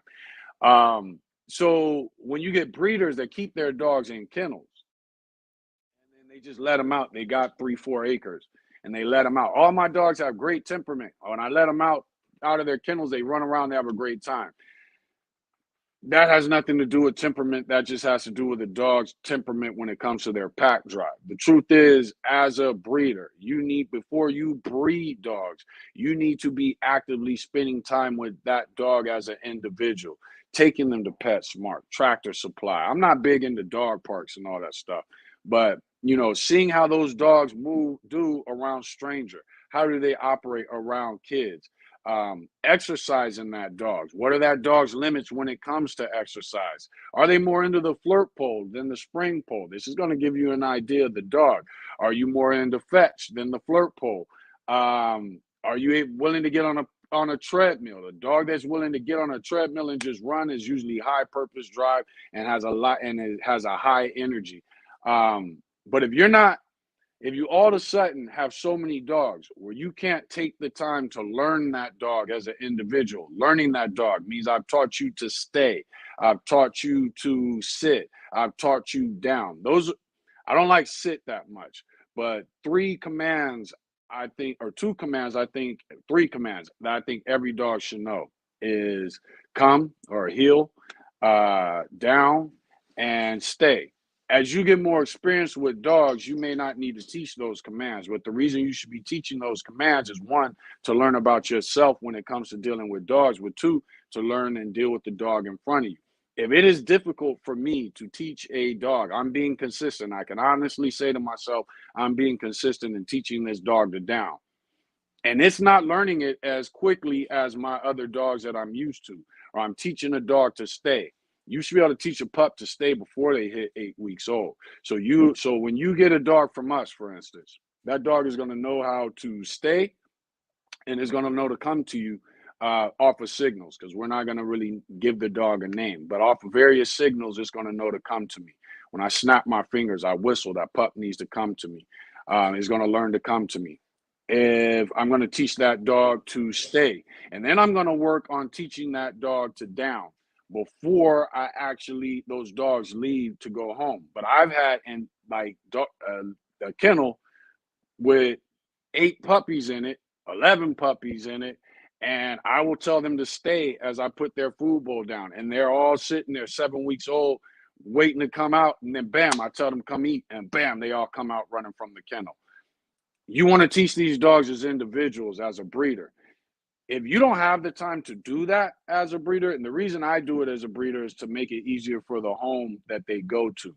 But if you as a breeder don't have enough time to put a little bit of training, potty training, etc., in with your litters, along with keeping track of, and when I say keeping track, I mean learning the temperament and the drives of your adult dogs, how they operate when they're on leash. And you're only going to know this if you're taking the time to do this on a daily, weekly basis. If you don't have the time to do that, you as a breeder have too many dogs. Some breeders will say, well, I only have 3 dogs and I don't do all that. Then you shouldn't be breeding, because you're putting these dogs in someone else's hands when they, based off of the genetics that you threw together, created puppies, and now the dog has 6 to 15 puppies, and you're throwing them out there to 6 to 15 different people. If you are not a responsible breeder if you aren't taking the time to learn your dog's temperament, to understand your dogs when it comes to exercise and conditioning, how they deal with being pushed. And if you are doing the right thing as a breeder, but but all of a sudden you're running out of time to be able to do it, or you're becoming lazy, then you have too many dogs. As far as too many breedings, again, is when the same issues plus you don't have the clientele. There's nothing worse than seeing breeders on Facebook complaining about nobody will buy their dogs. Why did you have those pups then? Why did you do a breeding? If nobody's willing to buy those dogs, why did you do a breeding? People will say, oh, well, everybody was saying that they wanted a pup from me, and then when I had the pups, nobody wanted one. It's not their fault. You can't be mad at somebody for not wanting something. That just sounds crazy. So when you're on Facebook complaining about this breed is oversaturated, get off your ass and quit selling dogs to breeders. Nobody wants my pup. Get off your ass and get known for dogs. That's your fault. It's not the community's fault. It's not the people that don't want your dog's fault. It's not even the people that told you that, hey, I want a dog from you. You know what I'm saying? You got to get beyond that. Even when I was doing music, my friends and one of the things that we were getting caught up in when I first started rapping is you get these promoters that say, hey, we want you to do a show. Okay, cool. But in order to do a show, you got to sell 30 tickets. 30 tickets. What do you mean I got to sell 30 tickets? You breeders walk into this with that same mentality. Eventually, when I got big enough, I started telling people, I'm not selling tickets to your shows because everywhere I perform, you're guaranteed to have 200 to 300 people there. Why am I going to sell 30 tickets for you? You're a promoter, you promote. Same thing for you guys as dog breeders. Why are you having litters? You don't have people that want those litters. When I was selling tickets, I always had people coming to me saying, hey, I'll buy a ticket. Then when it came time, they didn't. Or when it came time, they didn't have the money. Or I didn't have the tickets on me and they had the money. I'm not doing that. Same thing with breeding. Get known for dogs before, start letting people see you walk your dog decently down the street. Um, Help your neighbors with issues that they're having with their dogs when they walk. There's been a whole lot of times where I've had people come walking past my house. They used to use our house as an example because we sit at the corner and we had aggressive dogs. So what people would do is before we moved here, they were always able to walk past our house with no issues. And our fence, unlike most of the houses in our community, our fence goes all the way to the sidewalk. Well, then all of a sudden they're walking their dog past our house, and here come these aggressive dogs charging the fence. So they would go get trainers, and the trainers would try to teach them how to teach their dog not to get excited or aggressive or scared when they come past our dog.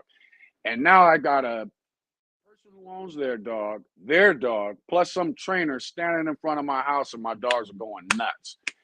I would have to hop the fence and tell them and their trainer, one, my fence is 4'8". You got a bull lurcher and a catch dog on the other side of here that can hit 6-foot walls. The only reason they're not jumping this 4'8" fence is because they know I don't go for that.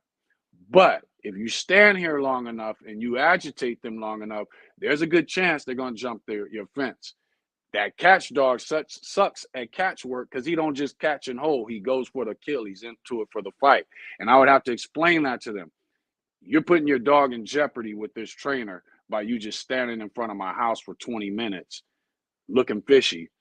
You look crazy. So I would have to explain to them the best thing you can do is keep on walking. Teach that dog to ignore my dogs when you pass our house. A couple times trainers would soak that up. And they'd ask me, first thing they'd ask is, do you train? Yeah, I train dogs. Okay. And then they take it. Some trainers would get offended and they just walk off and leave. But I would explain to them, go a couple houses down, walk past our house, go a couple houses down, walk past our house. I agree. Our house makes a great place for you to figure out how to teach your dog to do whatever it is you're trying to teach the dog to do. But at the same time, don't put the dog in jeopardy. And at the same time, you need to be teaching that dog to ignore, not to be able to stand in front of or not to get along. Socialization is not about getting along with other dogs. It's about ignoring other dogs, people, things like that. So when it comes back to that question, how do you feel?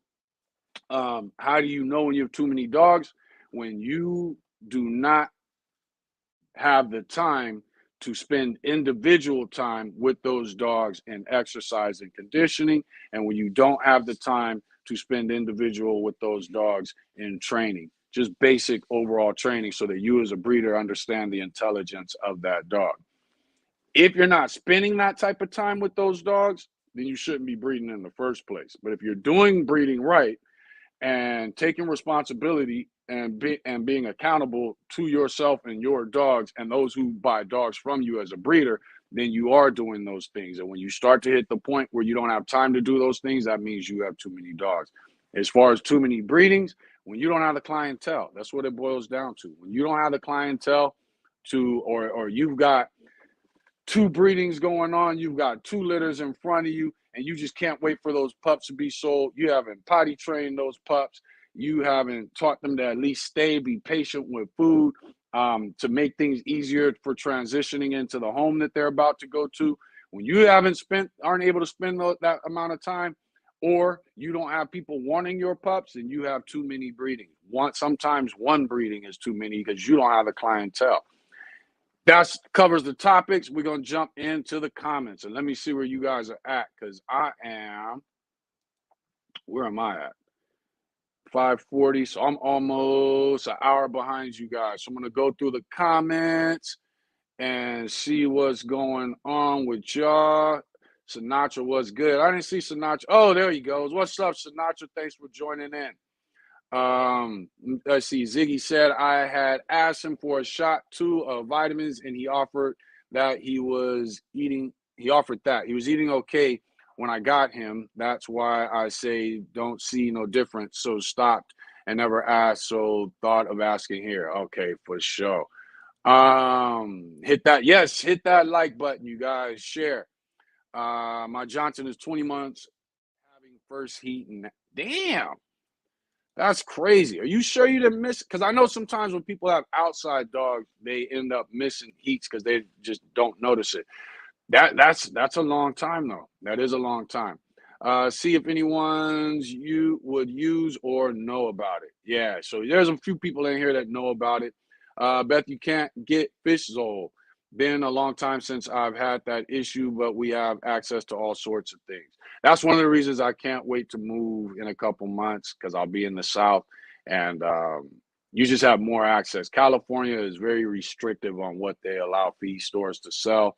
I know one feed store that still sells fish mocks and fish antibiotics, but they keep them in the back. And I think they know me, but if you ask them, they will probably tell you they don't have it. But it is a lot of that stuff, though, you can't order online if you are in an area such as California. I'd assume New York is probably the same, where you can't get a lot of the products that we need as breeders, and instead are forced to go to a vet, because antibiotics you can get $15-20. You go to a vet and now you're looking at $100 to $200 depending on where you live. James Galloway said that's what I meant, the owner of that female. Okay, I got you. Rose said I had one coming to heat at 9 months. 9 months I want to say I've seen. In Canada, we are forced to go to the vet for everything. It's total. Yeah, that's crazy. But if you're in Canada, shouldn't you be able to still order those products online, or will those companies not send it to you due to the fact you're in Canada? I've never thought of that. Let's see here. For any emergency C-section, you're looking at 8 to 10K. Woo! Wow. That's just crazy. 8 to 10K for emergency C-section. Here, the most expensive I've seen is 4,000. Is the most expensive I've seen. Let me see here. PBB, can I switch my boy from ABR to Abkc? It's not a matter of you switching them. You just register with Abkc. You don't. It's not a matter of you switching. I mean, you might be mentally switching because you're choosing not to use one. But it's not a matter of switching. You should be able to register with Abkc, no issues. Beth, I have a really good vet. The couple times I needed a C-section, I paid a total of $690, and now that's cheap. And that was with treats and a 15-pound bag of TD diet for teeth. I also use as treats. Wow. Yeah, that's a good deal right there. And it was after 6 p.m. And that's another reason, kind of like, you got Belinda Pitbull Bell on here, telling you guys that she has a really good vet. She obviously knows her vet. She's been doing this a long time. Two things I would say when it comes to vets. If you're becoming a breeder and you might have emergencies that come up, get to know your vet, talk to them, have conversations with them, ask them questions. When I go to a vet, until bullies, I hadn't been inside a vet office in like 30 years. I just have never needed one. When I got my bullies, they were kind of thrown off because I would go in there. When I realized it, I was like, okay, I need to get more familiar with vets. So I started coming up, and just kind of, making sure that I was getting into conversations with them. So the first thing I would always do is, hey, I need this, just to kind of see. And it would be something I would know how to do on my own. But I would talk to vets, say, hey, this is my situation. I need this. And a lot of vets are kind of thrown back by that. But talk to your vets, ask questions, ask their opinions. Use open-ended questions with your vet so that you can start developing a relationship with them. And a lot of times you will see those prices come down, especially in emergency type situations. Congrats on hitting 1,000 subscribers. Yes, we have finally hit 1,000. So I think it's now changed to Thrower Bullies instead of YouTube /123 hyphen and all that other stuff. Whoop, hold on, what happened? What's the lowest volume of a stud sperm would you say is still acceptable to be a stud? I would expect sperm to be at least 500, which is low, but I would prefer it to be right around 5 to 800. As far as motility, I would want him to be above 90%, because a lot of that falls off especially if you're shipping sperm. So that would be my opinion. G Money said you'll have to take your front sides and rear pictures. Or G Money, you'll have to take your front side and rear pictures, fill it out, and see if they will. Exactly. Just go for it. Beth B, my one girl is missing the Fletcher response, the urge to push, and it costs $2,500 from my from my regular vet if it's during office hours. Wow. $2,500 for emergency is not that bad though. I have DNA and blood tested on my yard. Beth, I've had the same bed over 20 years. See, that relationship is there. So I let her know, and when one goes in labor, I text her to let her know. See, she's already texting her vet. So that you form a bond with your vet, form a relationship. That's one of the best advices I can give as a bully breeder, especially a bully breeder. Like I said, I hadn't been to a vet in over 30 years until breeding bullies. I just never needed it. Never came across any emergency. Even pups trying to come out backwards, I would always push them back in and stick my fingers in there and reverse them back around. But I never dealt with dogs with bulldog traits and stuff like that until getting into bully. So I just didn't need a vet. I would do all the shots, deworming, and everything myself. Even when it came to stitches. Trench, you make leather dog vests. Hey, hit me up in my inbox because I might be looking for something from you. Hit me up in my inbox. Let's see. BRB got a phone call. Thank you, Thor. I have a 21-inch female. You're welcome. I have a 21-inch female UKC APBT that is now 3 years old. 21 inches. She's a pretty tall girl. She's definitely a pretty tall girl. And Zabratha, what's up? X-Dog vest is nice. It is snug fit at chest on my bully. That's what I've heard and seen, that they do fit pretty snug. I've looked for that. One person, I saw them post a slow motion video of their dog running on the beach with their X vest on. And you didn't see it jumping and moving around like you see with other vests. So it does seem to have a pretty snug fit. And it is probably the vest I will go to once we move. I'm going to be doing something that I'll have the need for a weight vest with, and it's probably the vest that I'm going to end up getting. Beth B said my vet sold his clinic, but still works there. I've had him for 22 to 23 years. There you go. But he doesn't want us texting him if it's after hours. And Zarata, do you have have you used it for condition? I think is what that is. Have you used it for conditioning? I'm with you, Betsy. I think I'm gonna get one. I plan on getting one. Trench guard work for my presser bullies. There you go. I'm not sure if that was a question. If that was a question, repost it or comment it. Major League Kennels, what's up? Thanks for joining in. I read recently that the ADBA has only two classes of bullies: the classic 17 to 22 inches and the standard 16 to 20 inches. Should other registries adopt this standard? I would say no. Um, I don't. All right. When it comes to classes, I don't believe there should be a classic class. That is just my personal opinion. Every dog breed has a classic class. There's every dog breed has a slimmer version of it. Also, when it comes to dogs, you don't give a class to something that's the same height. Um, you your classes are based off height, not size and weight and mass. Classes are based off of height. So when it comes to a classic class, I don't see the need for it. I think they should just stop hating on the classic or leaner style dogs. But if but whatever the standard class is, that's what everything should be, unless you choose not to. If you want a slimmer dog, that's up to you as a breeder. As far as ADBA doing a 17 to 20, that's what, 5 inches, 17, 18, 19, 20, 21, 22.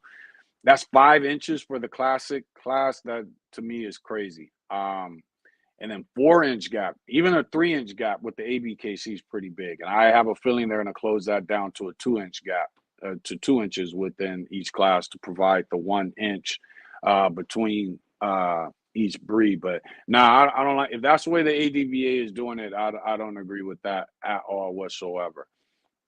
As far as I'm concerned, there needs to be a separation between the classes, and it should be at least 2 inches. I know Dave Wilson was talking about 1 inch, and I think there needs to be a smaller gap to hit it. A 3 inch gap to hit a class is not normal. I think American Bulldogs might have a 3 inch gap within their breed, but most breeds it's two, because the only purpose in a written standard is the show ring.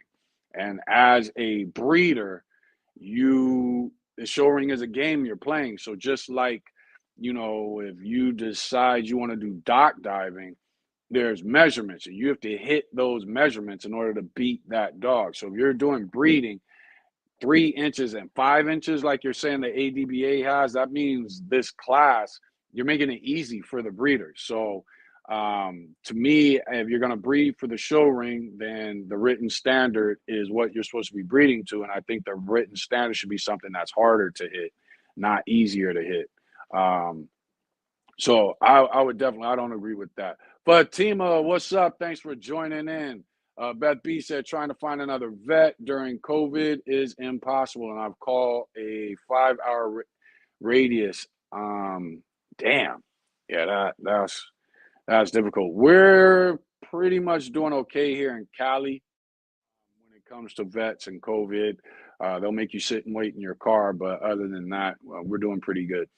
And Zarata says, Spirit Rider, yes, I have her walking and running with it to build her conditioning. There you go. Talking about the X-Vest. Derek, what's up, man? Thanks for joining in. Said, how do you do the beef liver water? Beef liver water. You get yourself a large pan.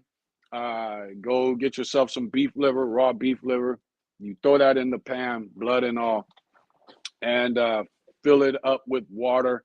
I would say just to the height of when you get the beef liver in the pan, spread it out so that it's as flat as you can possibly get it.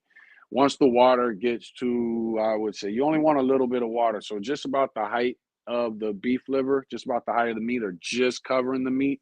And then you let it boil for about, turn the heat on it for about, I'd say, 5 minutes, 6 minutes. You'll notice the meat starting to kind of brown as the blood comes out. Then what you want to do is you take that beef liver water and then you can apply it to your young pups, dogs, just a drop at a time. With young pups, I never do more than 4 drops.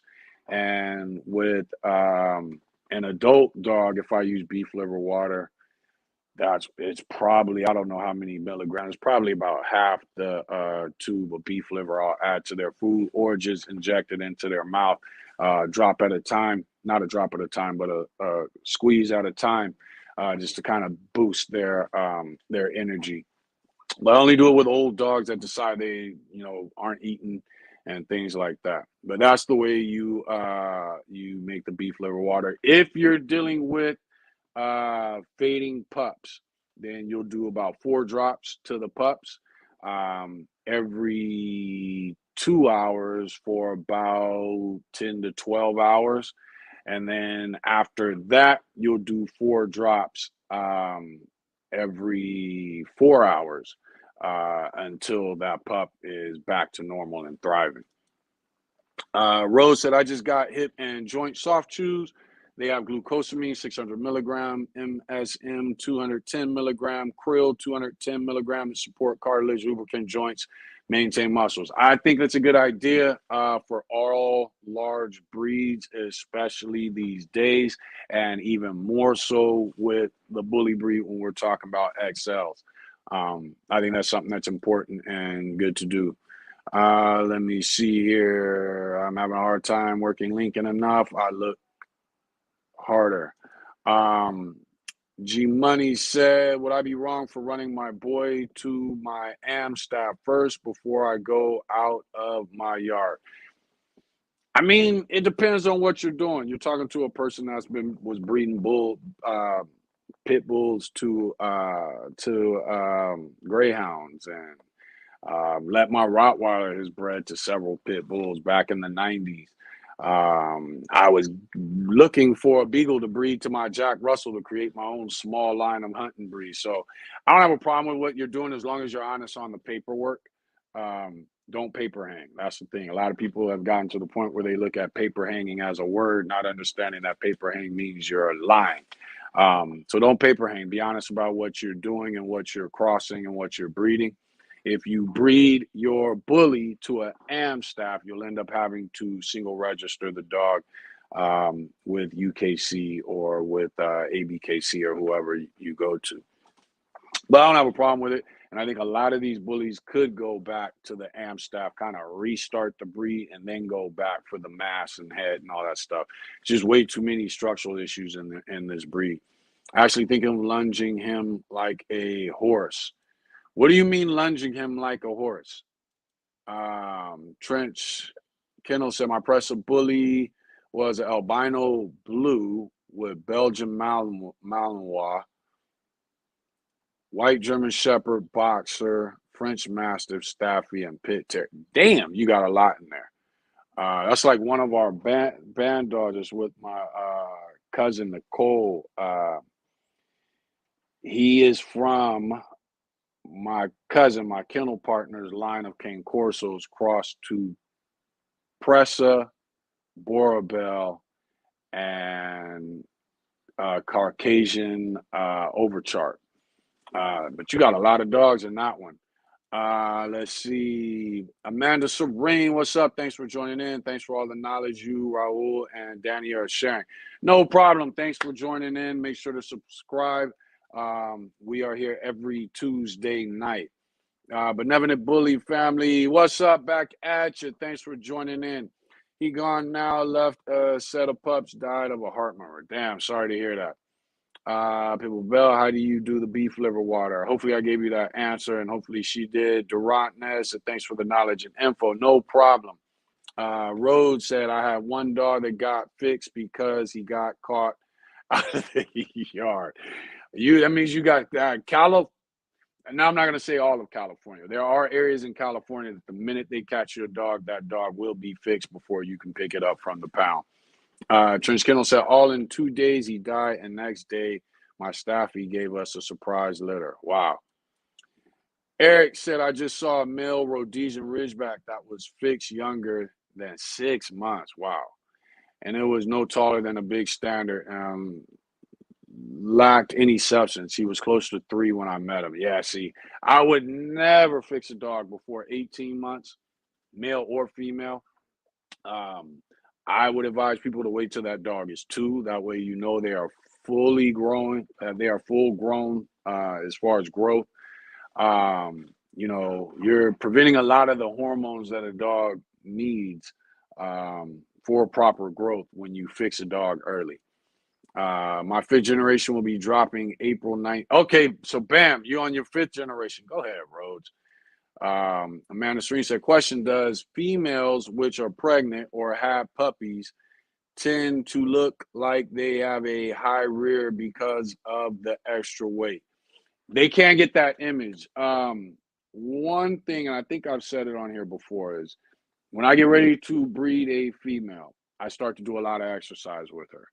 The spring pull is one of the best ones you can use because it works their back. Make sure their feet are on the ground.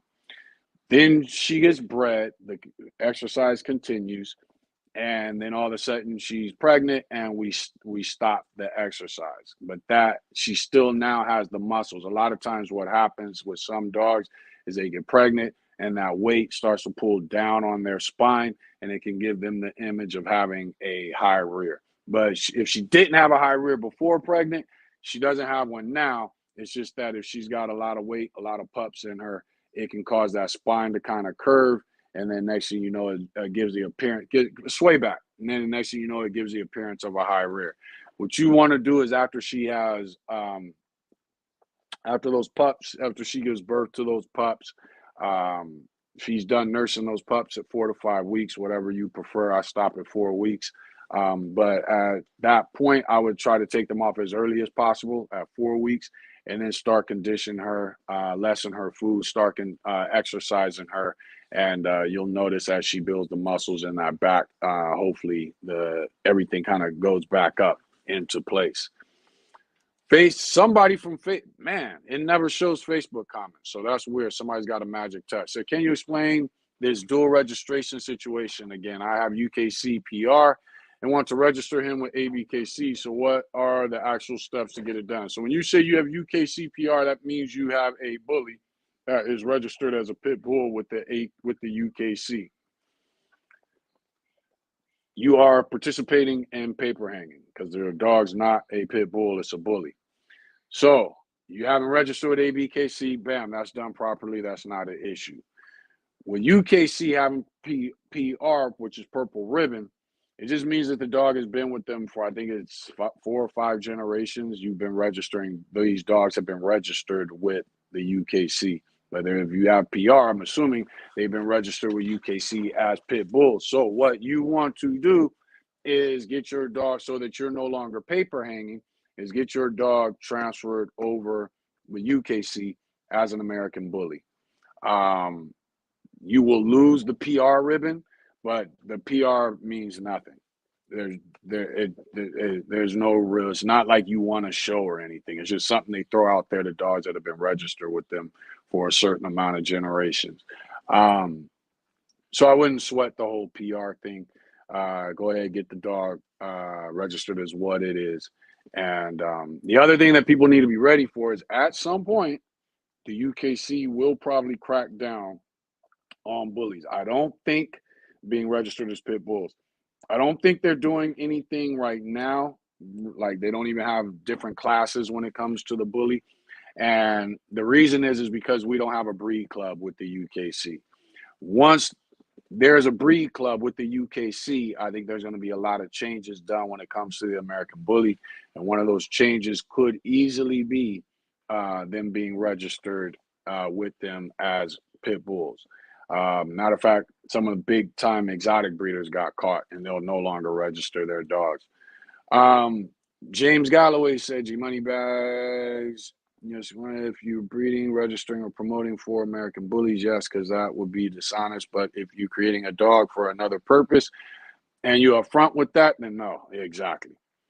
Casper said, if you were to get a puppy overseas, wouldn't it be cheaper if you fly there yourself and have the pup as carry-on instead of paying a shipping contractor? I don't know. Cardi Bull came from Romania. and for her, whatchamacallit, the visa, her now I can't think of the name. What is that thing we get when we need to travel places? Her passport. For her passport and the flight, it was, I want to say, 900 to $1,000. Might have been just over. It wasn't much over 1,000. It definitely didn't hit 1,100. So if I were to fly there, I don't know how much those tickets are. But it probably, I doubt it costs $1,000 to fly. Well, then you're looking at round trip. You know what? I don't know. That's a good question. Just depends, I guess, on where you're flying and who you're flying with. Daniel Old Person. What's up, man? Thanks for tuning in from Montana. That's what I'm talking about. James Galloway, Casper, it could be the same price or more depending on the time of year, the weather, or if it's peak shipping season. Exactly. Let me see here. MP. Donna said we can only get wormer/flea meds from supermarkets. Everything else have to go to vets. The markup price is ridiculous. Yeah, I bet it is. Amanda said we live in Ghana, and shout out to Ghana. And it doesn't seem like they have so many breed quality XL bullies around here. Is it better to import from Europe? But it's a big climate difference. Find the dogs with the least flaws and try to fix them. That's a good question. If the quality of the dogs in Ghana is not where you want, then chances are you're going to be having to look out. Europe, the only one thing I will say in Europe is the breeders and the don't seem to be as hard on high rears, cowhawk, stiff stifles, and weak pasterns as we are here in America. What I would advise you to do, Amanda, is take a serious look at the dogs that you like and get them from wherever they are. That would be my personal advice. One of the reasons that we ended up getting Cardi from Romania is I was just determined that I didn't want any dogs from anybody in the U.S. We wanted to keep our dogs. We wanted very few people to be able to say, once we've got our blood together, we wanted very few people to be able to say, they use my blood to create their blood. So we wanted our dogs scatterbred. We wanted our dogs to have very little to do with people in the Facebook community. Once we got to know people in the Facebook community, that's when we decide, okay, we'll get a dog from this person because they're cool. We'll get a dog from that person because they're cool. And those dogs are of the quality. But if I don't like you as a breeder, I might refer, or if I don't like a person, I might refer people to you because you might have the dogs they want. But I'm personally not going to get a dog from somebody that I don't like. I'll go to someone else, or I'll just wait for someone else.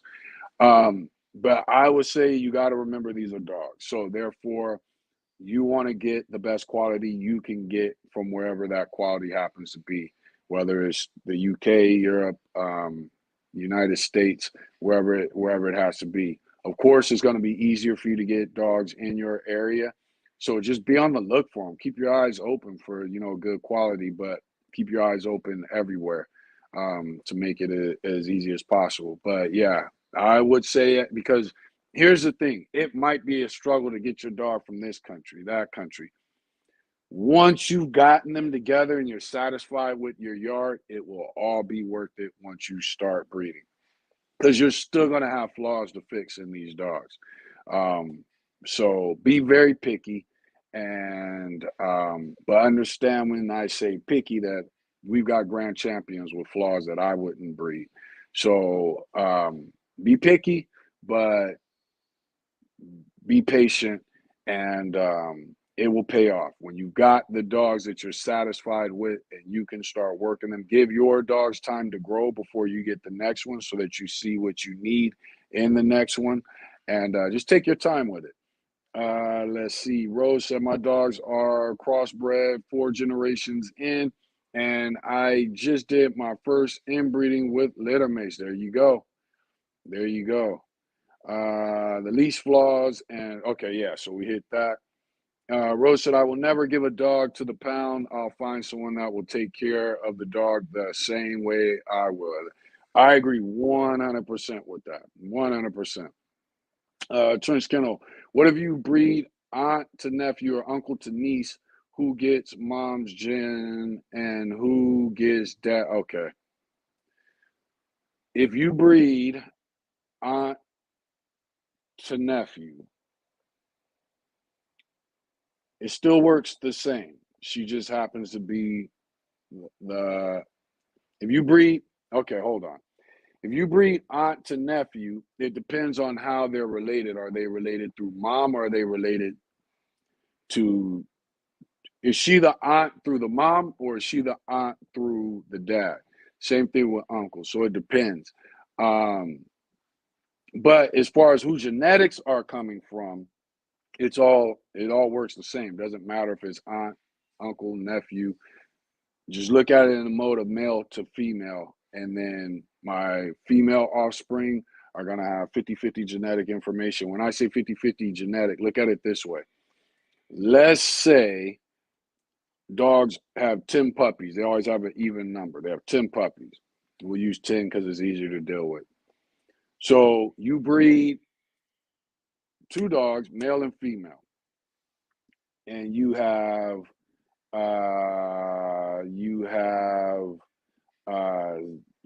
5 females and you have 5 males. Your 5 females are going to be a battle between the genetics of your male dog, the sire, and the dam of genetics. Okay, so in numeric process, you would get 2.5 pups looking like the mom, 2.5 pups looking like the dad. Your 5 males. Hold on.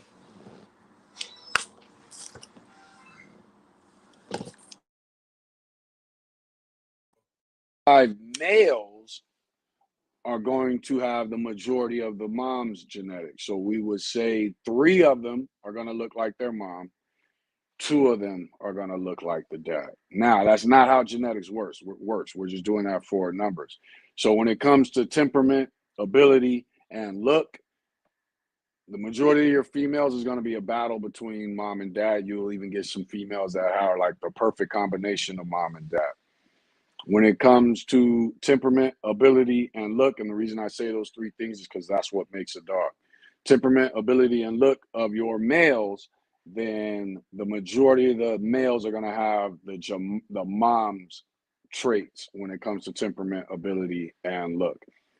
The dad doesn't give as many traits to genetic information to males due to that Y chromosome is giving dad's genetic information, but then the rest of it is focused on making him a male. Once he gets that testosterone, he becomes more of a male, and he's going to become similar to his dad anyway, because males are very similar because of that factor. Rose said, I'm looking forward to tightening up the genes of my dog's mother and grandmother. Looking forward to tightening up on the genes of my dog's mother and grandmother. Got you. Trench Kennel said, my Pressa Bully dad died and my stud died. How do I keep the Pressa Bully line outside of crossing with my American Bully X? Okay, if you're breeding, okay, when you're saying Pressa Bully, I'm assuming you have a combination of Pressa and Bully. And then you're saying my dad died and mom died. My Pressa Bully dad died and mom died. How do I keep the Pressa Bully line outside of crossing with my American Bullies?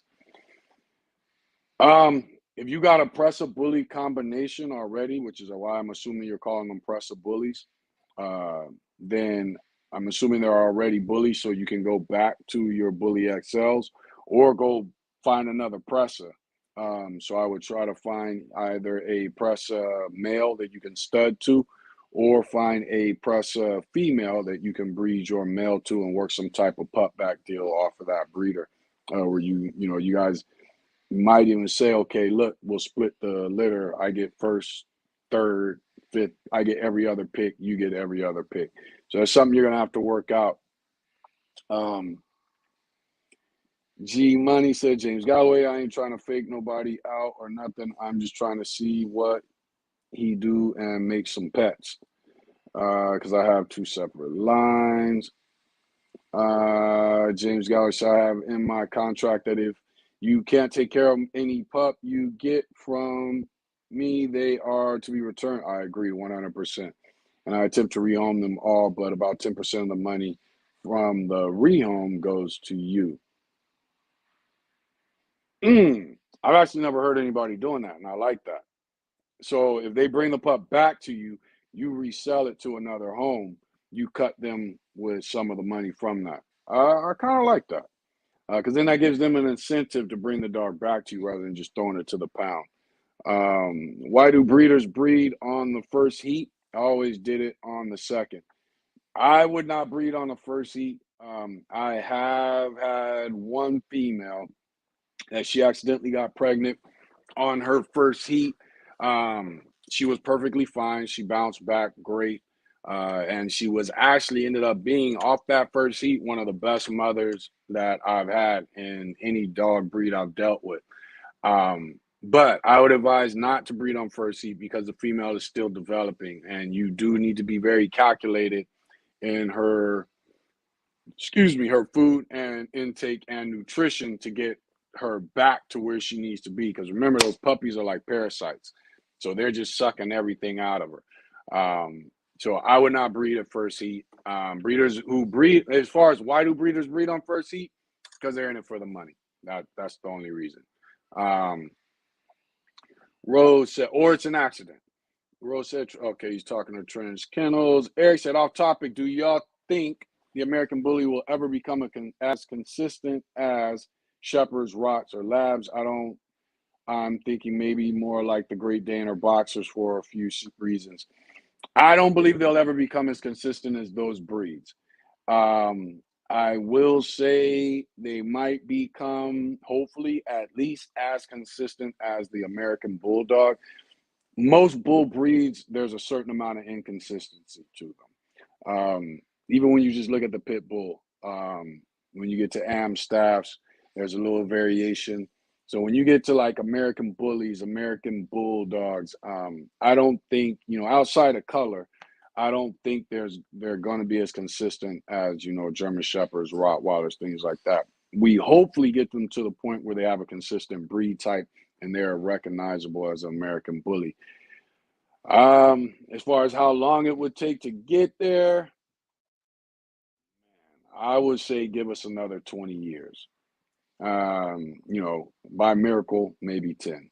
But I say it's going to be another 20 years before the average person can see an American Bully and just say, bam, that's an American Bully. And I know it is because it has the same breed type as the American Bully I saw a year ago. Let's see. Fatima Gibson said they only go in the heat every 6 months. Exactly. Lucky for them, because you imagine if dogs went in the heat like every 2 months, how many bully breeders we'd have. Rose said if the dog is promising, I breed on second heat, but other than that, I'll wait until they hit 2 years old to see what they're bringing to the table. That's exactly how you do it. If I know a female, I have an idea on exactly what they're going to look like, I will breed a second heat. Other than that, I'll wait to third, fourth, even fifth heat. I will wait until around 2 years old, there's still some mental development taking place, but you have a good idea of what you're dealing with then. I know Justice, we waited to breed her because my cousin wanted to see how she would do hunting as far as tracking. And season didn't come, so we ended up waiting. Actually, wasn't able to go to the season that came. So she ended up not. I think the first breeding we attempted with her she was probably about 3 years old. With Cardi Bull, I want to say we waited till her third heat. I was pretty satisfied with what I was able to see with her. But breeders just need to take their time. Learn your dogs before it's too many puppies having puppies when it comes to the American Bully community. Let me see. Could you post a picture of King? I would love to see him. If you go to our Thrower Bullies Instagram page, there's pictures. I suck at posting when it comes to posting the dogs, so I do apologize to people for that. But if you go to our Instagram page, Thrower Bullies on Instagram, there are pictures of him there. There's pictures on my Daryl Thrower page. If you scroll through or just go to photos, you can look at pictures there. I don't know how I would be able to, hold on, let me see something. I might be able to do it with StreamYard. Let me close these down, close that down, close that down, close that down. Find a picture of King. Let's see here. And if I'm going to try to put it on StreamYard, which doesn't always work. King is a big boy. And there's one picture where you can't, most pictures, there's only one picture that shows King's true size. Wow. I got to go and delete some of my posts. I got too much junk popping up on here. Oh, shit. That picture's not going to work. Hold on, because it's in 3D. And hold on. Let me see. Hey, there's Fox Boogie. Give me a second. Let me try to find a picture of King. I am scrolling. Let me see. Here we go. All right. I wish I could find the full picture of that. I actually should have went to the Thrower Bullies page and probably would have found it faster. Let me go there because that's not even that picture kind of cut some of him off. Boom. Thrower Bullies page on Facebook. Photos.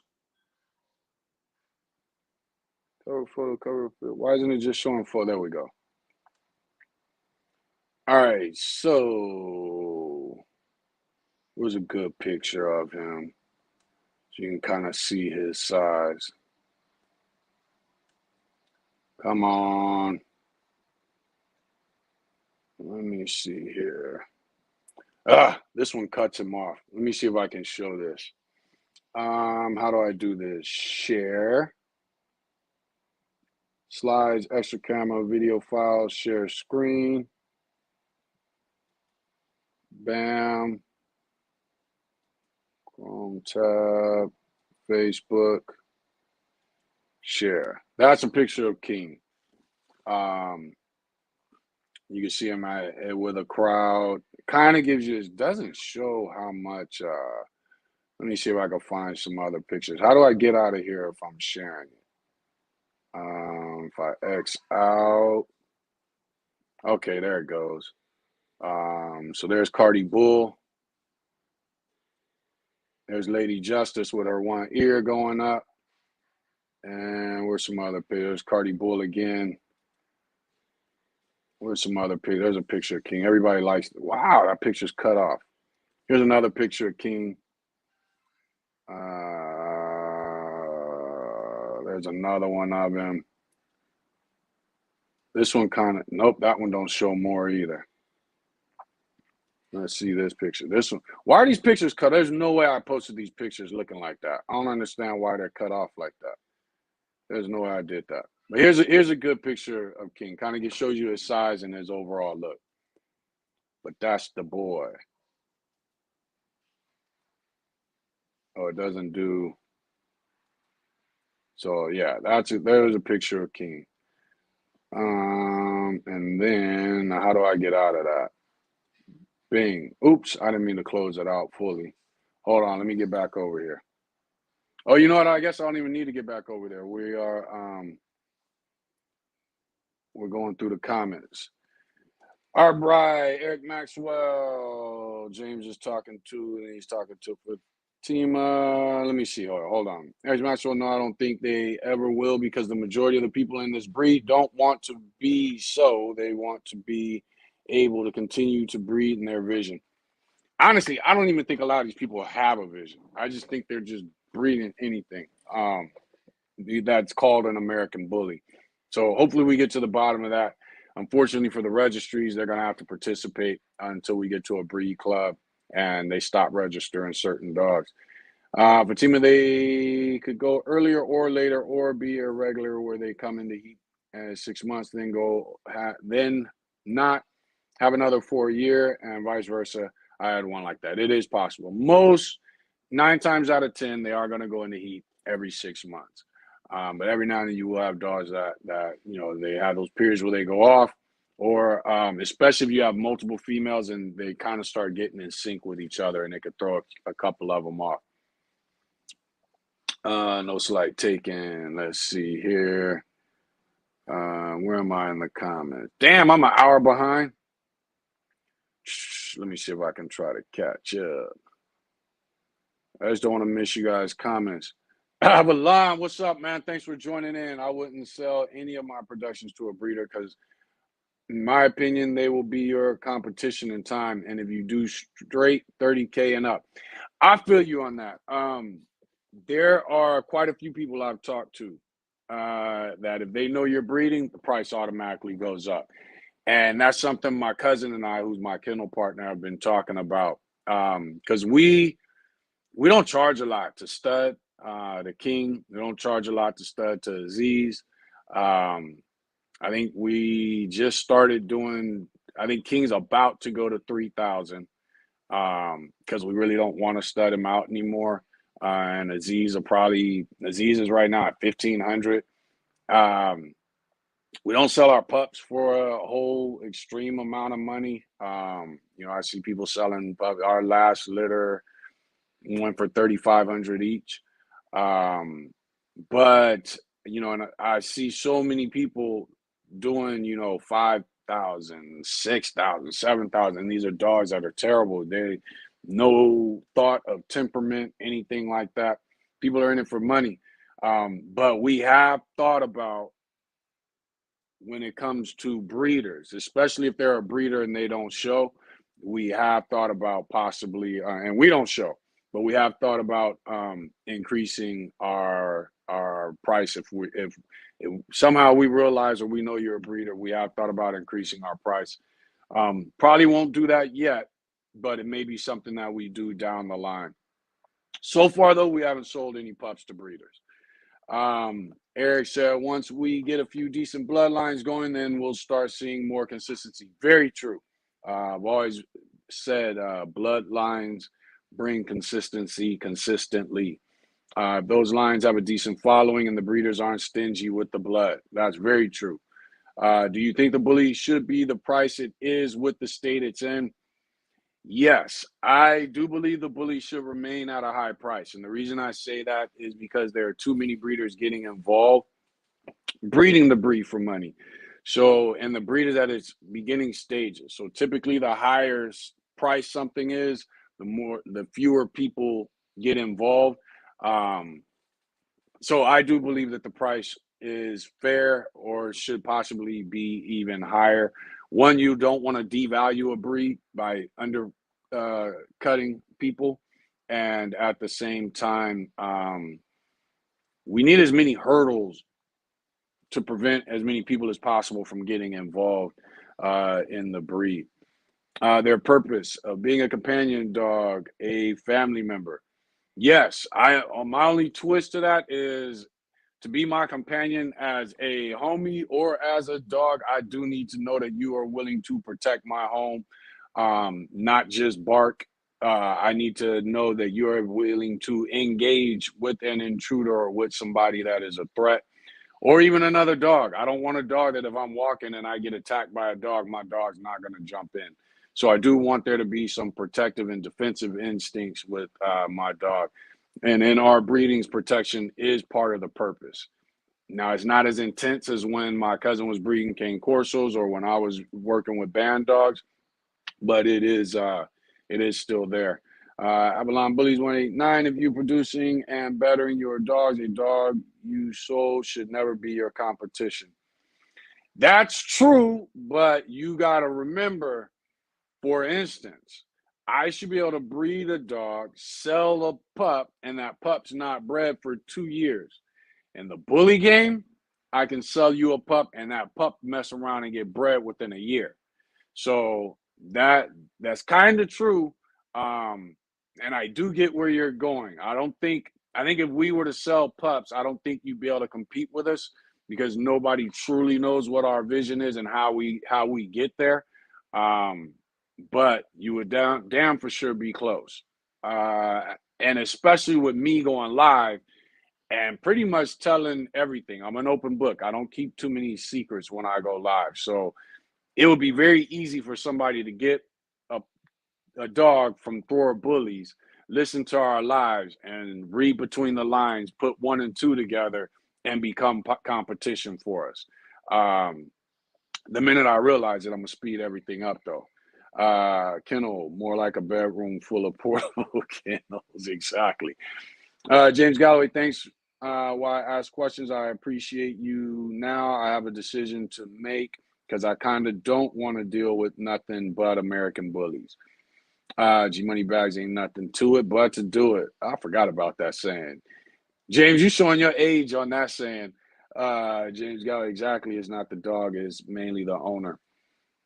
James, how we pass that if all these breeds already did it and have bred siblings to breed type like breeds. That's how you recreate to.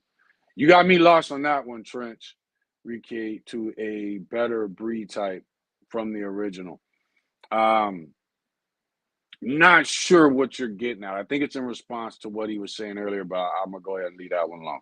What's your method on potty training a litter? First, start off when those pups get to the point that basically when they start eating solid food, moms will no longer clean up behind them. Now you have to get involved. First thing you want to do is set a section of where you keep those pups that is strictly for pooping. What I do is I will have some type of I'll use anything I can get my hands on, but you need something that keeps a division that those pups have to step over into to get into their potty area where you're going to have their pee mats and all that stuff. First thing you do is as when you first set it up and it's divided, you just want a small section that they can move around in without stepping on poop and piss and get back to where all the play and good times are supposed to be. That section needs to be at the furthest end of where they're normally used to breeding. Make an easy division that's easy for them to see that they have to step over. It can just be a 2x4 sitting sideways and that they have to step over into the area where they're going to be potty. And then you're just going to take, if they poop in the other area, pick it up, put it over there in that area. If they pee, soak it up with a piece of tissue, press it down on the pee pad in that area, and then take the tissue away because otherwise they'll start playing with it. What will happen is the pups will start to realize that smell is coming from over there. And then you'll notice them start heading that direction to poop, pee, and then bam, they jump out. And once they do it, you clean it up. When you clean up that poop, don't clean up all of it. Leave a little bit of stain on that poop pad or pee pad, whatever you want to call it. And that's the way you start training them to not poop and that to have an area to poop and pee in. It also makes it easier for the person who's going to be getting pups from you. From there, you want to get them off the pee pad. So they're about 6-7 weeks old. You want to get them out of the habit of pooping and peeing in their crate. But that requires you spending time with them and getting them out enough. Between you, your family, you want to get them out. If you don't have time, you figure you're looking at every hour they need to be coming out of there and going to where they can poop and pee in another area. The main thing that you're doing is getting them to understand, which they'll do naturally if you make a pee section in their poop and pee section in their kennel where you're keeping those young pups. And they'll learn on their own. And it makes it easier. Even if you don't do any more than that, once somebody else gets them, it makes it easier for them to take that pup and then to start training them themselves. What was worse is breeders who just have a kennel set up with puppies in there and they're peeing and pooping and everything in this kennel setup. And then all of a sudden, excuse me, and then all of a sudden they go to a home and it's hard to potty train this dog because it's just used to being able to pee and poop wherever it wanted to. And then the next thing is keeping it clean, especially the play area. If you got a play area set for the dogs, a play, sleep, and eat area set up for the dogs, you got a poop area, you need to be more on top of that because you don't want that smell in the poop and play, in the play, eat, and rest area. You want that smell to be coming from the poop area that you've designated. Trench kennel, we are past that because it has already been done. At this point, we should be able to breed only within this breed. I agree, James, although I do see things within the bully that give a good reason for the bully to be bred back to the AM staff and then back into bully lines. So it's a matter of where you're at, what you're willing to do. If you're trying to create a better dog, and let's say you don't have the money that bully breeders are asking for, but you got a couple decent bullies, the AM staff would just help clean up the bully a lot. You're going to lose the mass. And I do believe there are enough bullies out there that you can turn to that you shouldn't have to. But if you did, I don't blame you. LOE Bullies is in here. Rome, what's up, man? Thanks for tuning in. Damn, I'm an hour behind in the comments. Trent said I was a backyard breeder, as they say, then when I started, but that's how I learned. But there are more bully pedigree dogs that has more flaws than what I used to have in my grandmother's backyard. Yeah, I've never seen this many flaws. I was just looking at Floyd the other day, and he's what? Floyd's going on 16 years old. There's no real flaw issues. I've never had a dog that had, as far as the show ring flaws or competing, yeah. But as far as like weak pasterns, stiff stifles, cowhawk, tie rears, I've never had to deal with that until dealing with bullies. So when people say there's no perfect dog, that's bullshit. There are perfect dogs. When you get in the show ring, are there better dogs? Yeah. Now in bullies, I'd be willing to gamble and say there probably aren't any perfect dogs. But in other breeds, they do have perfect dogs. They may not be your preference, but there is perfection in other breeds. Eric said, people don't understand that teaching avoidance is one of the best things you can do for a dog and yourself as an owner. 100% agree. James Galloway said, Castro, I start a schedule. I feed at a certain time and I let them. Ooh, I didn't think about that. That's another thing. Letting them out of their area based off your feeding schedule. They eat within 10, 15 minutes, they're going to have to use the bathroom. So get in tune with putting them where you want them to use the bathroom, then bringing them back to your kennel. Same way you would regularly teach your new puppy, you want to do with those puppies before they go off to homes. But a lot of times with these larger, especially more known breeders, these pups are produced. They hit 5 weeks old, they're in a kennel, and that's that. And they just clean the kennel when they get a chance. Or what those pups are doing is learning to poop and pee where they play rest, and they're just trying to avoid it and not get into it. So I'm glad you did bring that up, James Galloway. Based off your feeding schedule, you're feeding them. Make sure you take them out shortly after, and then they learn again. Okay, I just ate, and then he wants me to use the bathroom over here, and praise them when they go to the bathroom in the right spots. Not saying dogs have to live in kennels because my dogs roam. Everyone says they have the standard. Oh yeah, you're gonna hear that. Everybody in the bully community breeds to the standard. Supposedly, allegedly. Trench, my Amstaff is built like a table too. 862, what's up? Thanks for joining in. My goal is to consistently produce pockets that can be just as agile, functional, and driven as the classic standard XLs, but in a true pocket class size. I can respect that. Whatchamacallit, Taurine had a dope ass pocket. I forget her name. She was fawn and white, and he didn't have papers on her. I forget. Pep was her name. Dope ass pocket. Her build, she wasn't all massive and bulky and bulldogish like a lot of pockets. She was a beautiful pocket. And I think that's the goal a lot of people should be aiming for, is a more functional American Bully. And if we can get the pocket going that way, then the XL won't have to chase the bulldog look of the pocket that a lot of people are doing.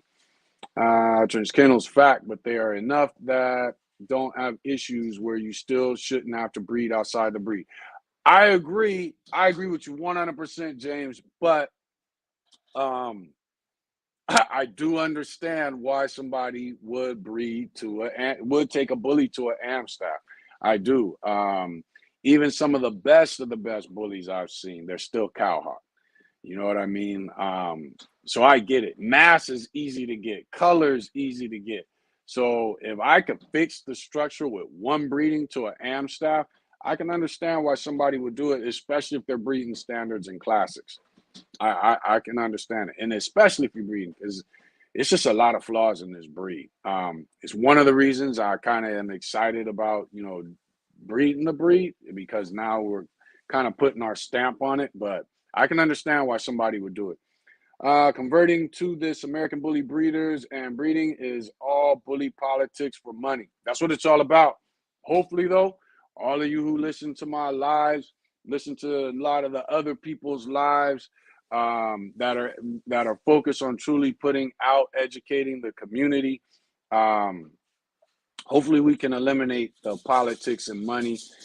Politics is always going to be there. Money's always going to be there, but hopefully the priority will become the dogs. And I'm noticing that with more newer and newer breeders. The questions that I get from newer breeders is not like when we first got into bullies and everybody wanted the biggest XL or the standard with the biggest head, or the pocket with the biggest girth. I do see more and more people trying to use the American Bully to create a good, well-rounded dog. Because before, everybody was just getting into it for money. And we're still outnumbered by the people who are just breeding for money. My method is similar. I just add a lot of positive reinforcement when they use the bathroom outside. Exactly. Also, having an older dog. The older dog is the best thing. A lot of times that's the mom. She's going to help the litter. If you have her around the litter, and then you keep her kind of on the litter schedule, even if she's separated, mom kind of helps them understand what to do and what not to do. BMK, any home remedies for kennel cough? Ooh, I have used Robitussin. Probably shouldn't be saying that on a live, with antibiotics, and got rid of kennel cough with no issues. I kind of don't like doing, especially with the YouTube and everything going into that. But as far as kennel cough, you can even, I would look at, you can definitely use Robitussin to ease it. And along with antibiotics, will definitely help them get over it a lot, very quick. But that's what I have used to get rid of kennel cough before. Let me see. What else are we looking? Why did it just shut down on me? Come on. Hold on, y'all. I lost the comments. Let me switch back over there. Let's see. Come on. StreamYard, Facebook. Okay, there we go. Comments on StreamYard, and I'm back. But yeah, you can definitely, I've used Robitussin along with antibiotics to get rid of kennel cough. What else? I've never really dealt with it too much. Honey is good. Warm water. So when they eat, add some honey and warm water. Manuka honey is one of the best that you can use. If you don't have access to Manuka honey, try to get it organic, and try to get something that's from your local bee places for it. One thing that I do with Floyd every now and then, Floyd, he gets these issues where he has a hard time breathing. Run a hot shower, hot as you can, and then just go in there with your dog, and you and your dog just sit in the bathroom Close all the windows to the bathroom, all the doors, and then let it heat up real good. You get in there, and a lot of that, once the dog is able to kind of cough that up or swallow it and shit it out, they become a lot better. But I have also boost their food, their immune system. Sardines, blueberries, strawberries, spinach. Make sure you twist it up, not twist it up, but shred the leaves as much as possible. Do a lot of things to boost their immune system. Garlic cloves, or garlic clove. Do things to boost their immune system, and that will help them get through it also.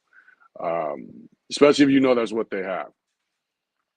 Let's see. I'm into all health but breed type. A must, but everything mixed 20 times one dog with bad flaws, not judging, but they're grand champions. I've learned a lot. Jam, I follow you just a little. You got me mixed up in here, Trent. I can't. You got some. You're not using your spell check. Uh, let's see. Honey probiotics, yes. Let's see. I know some that will put some to shame, but you're right. This is like the barbershop talk. I love it. The Daryl, I never have a place to tune in on Tuesday. Then, no problem. Glad you're tuning in. But you know what? It is a lot of. Unfortunately, we do have a lot of champions, grand champions that have major issues. I have seen champions, and I'm talking about Abkc champions with huge, I mean, high ribs. We're not even talking past the withers. We're talking like almost to the head, and then they're champed out. But a lot of that comes from judges. You got to remember, to champ out is about points. So if you come in first, second, third, depending on how it's done, and you start accumulating points, and all of a sudden and you're winning because you're beating dogs that you're going places that dogs aren't showing up, or the competition is just whack. You got breed type. Other than that, your dog's terrible. So you go to enough little shows, and then next thing you know, you got enough points and you become a champion. I think they need to be a little more strict. I think you should have to go to shows. I'm not sure exactly how Abkc or UKC does it, but I think you should have to get it. You should have to get a certain amount of points. You should also have to get first, second, or third, and that you got those points in different states, not just all within one state. I think there should be more criteria to how you win. But I think most importantly, the judges need to withhold ribbons. Judges need to be strict. There are certain flaws that, the dog should be able to compete, but the dog should definitely not win or earn points, because if you give that dog third place and it earns points, and then the next guy gives it second place, and now it's got more points, and then everybody is giving this dog third place, and it's earning points, and then all of a sudden they've got enough points to be considered the champion. That's kind of a bad thing. You know what I mean? So I think there needs to be more I think the judges just need to be a lot more strict, and the registries need to also, breeders need to start complaining about judges. If you know this dog shouldn't have won, don't say that dog should have won, mine should have. Be able to point out why that dog shouldn't have won, and point that out to the judge. Don't come to Facebook the next day bashing somebody that beat you in the ring. Point it out to that judge, write a letter to the registry, and go from there. Let's see. I am still an hour behind. I thought I would have caught up by now. Let's see. Daryl, I know you recommend for a breeder to breed their dog for a purpose, so I would like to ask, what purpose or job do you breed your dogs for? Our dogs are bred to be guardians. They are bred to protect the home. That is the whole purpose in the dogs that we use. Now, we have some insecurities going into this, because we do understand that a lot of bully breeders and bully enthusiasts or pet owners may not be looking for that, and therefore you have to watch, and then you're selling to people who are on the internet So, or at some point we will be. So I can't breed Floyd and then he's not an American bully, but I can't breed him and then put him in the hands of regular people that I don't know anything about. I wouldn't even take Floyd's grandchildren, and I don't care what you bred them to get as far away from Floyd as possible. But anything within 5 generations, I'll say 4 generations of Floyd, should not just be in regular homes and I don't know anything about these people. There's not some type of discussion I'm willing to have so that they understand what they're getting their hands on. So when it comes to American bullies, King is an extremely balanced dog, but we do want a little more drive, a little more various drives in King, and a little more energy. But other than that, he's a well-rounded dog. So our females tend to be higher driven or have a higher threshold in various drives and a shorter threshold in various drives based off what we're looking for. So we do breed for a dog that is more purpose driven. So if you want to play Frisbee, it's going to play Frisbee. You want to do dock diving, it's going to dock dive. You want to go to the beach, you want to go hiking, you want to chill and you want to sit at Starbucks. That's what we're breeding for.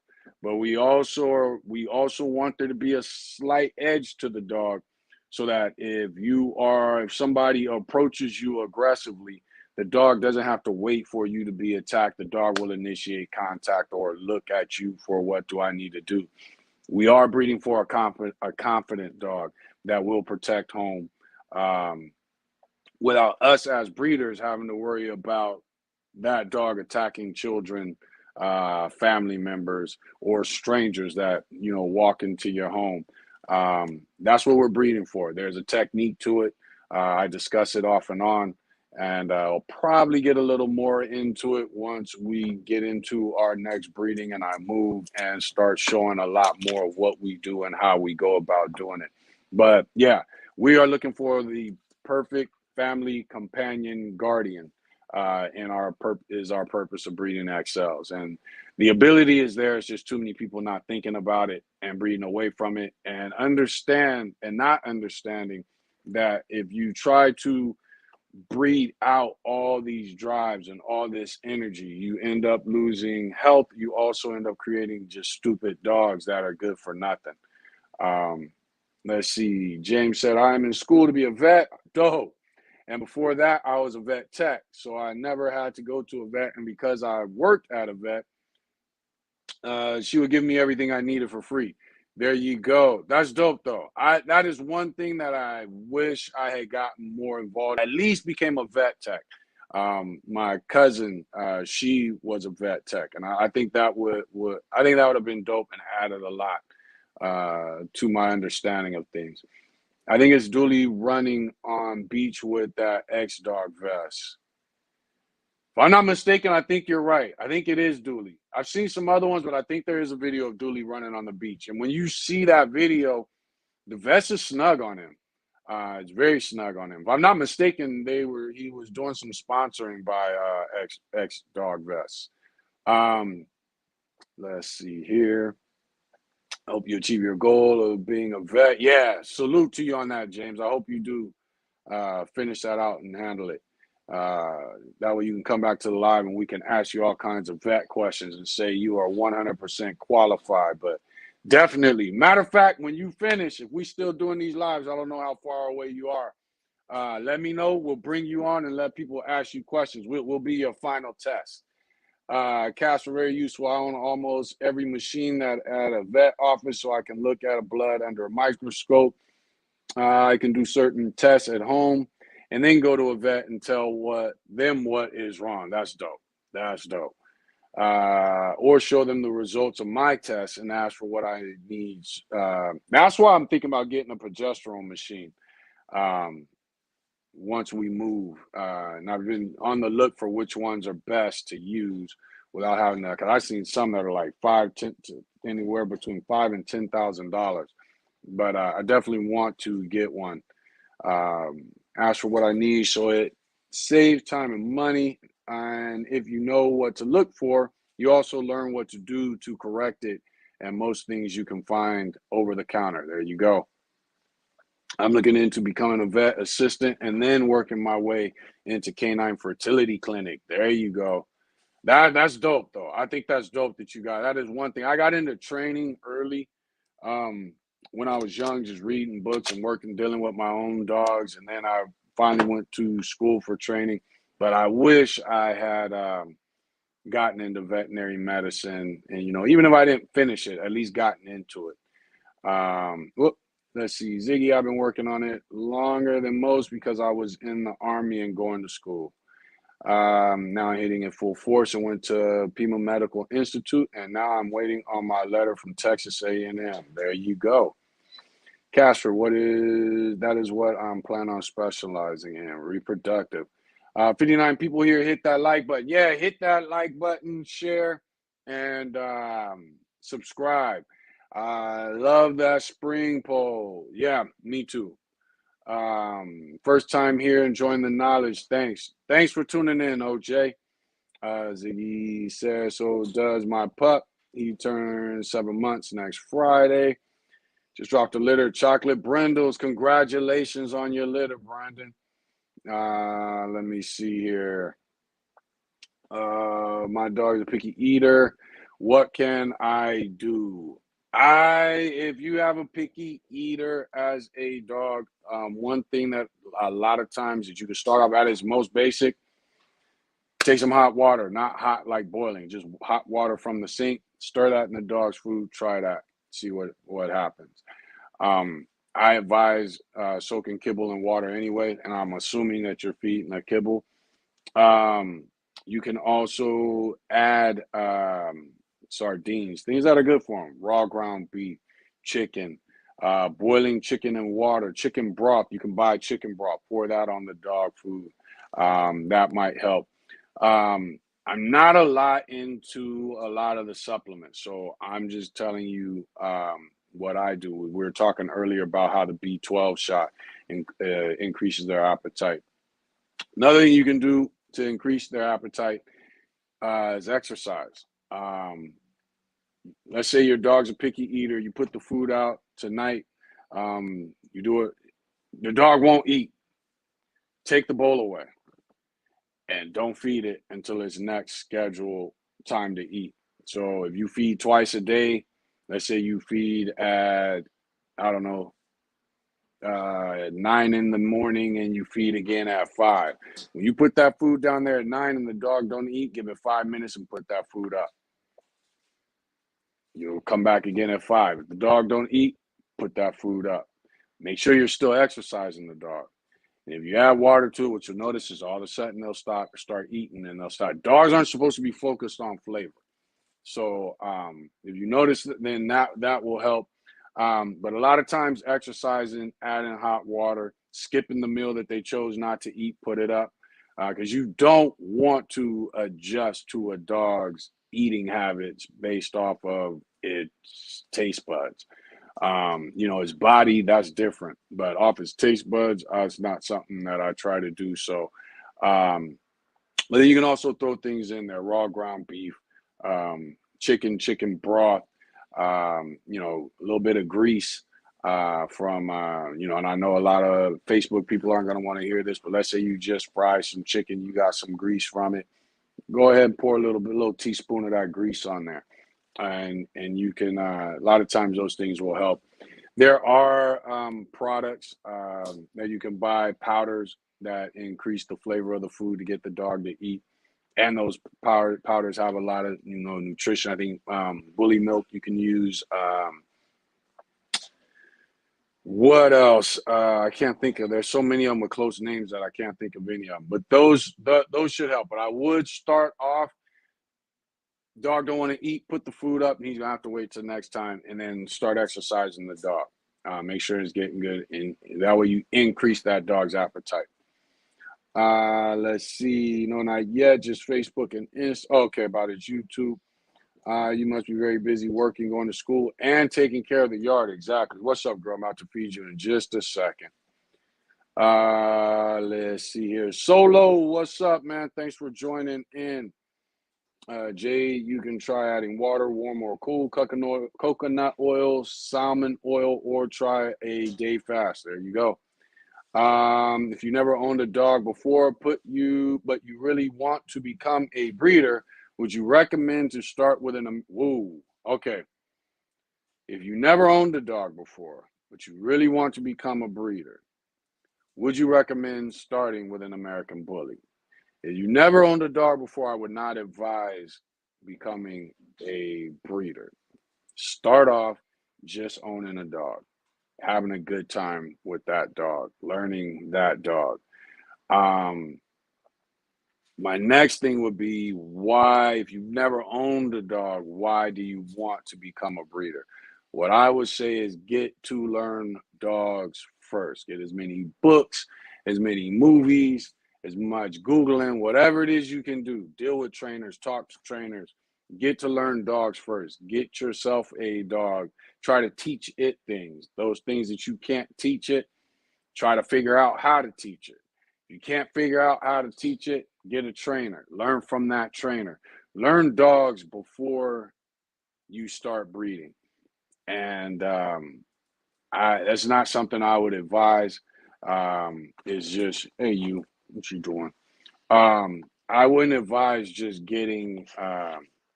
you're getting into dogs and breeding all at once. I think that's a lot. Um, and I don't think you're doing yourself or the dogs that you're going to be producing any justice. So I would not advise it. If you are determined, you're like, fuck what Daryl's saying, I'm going to do it anyway. Find a good mentor, somebody that can assist you, look at your yard. I'm going to feed you. Don't be hitting me with your paw.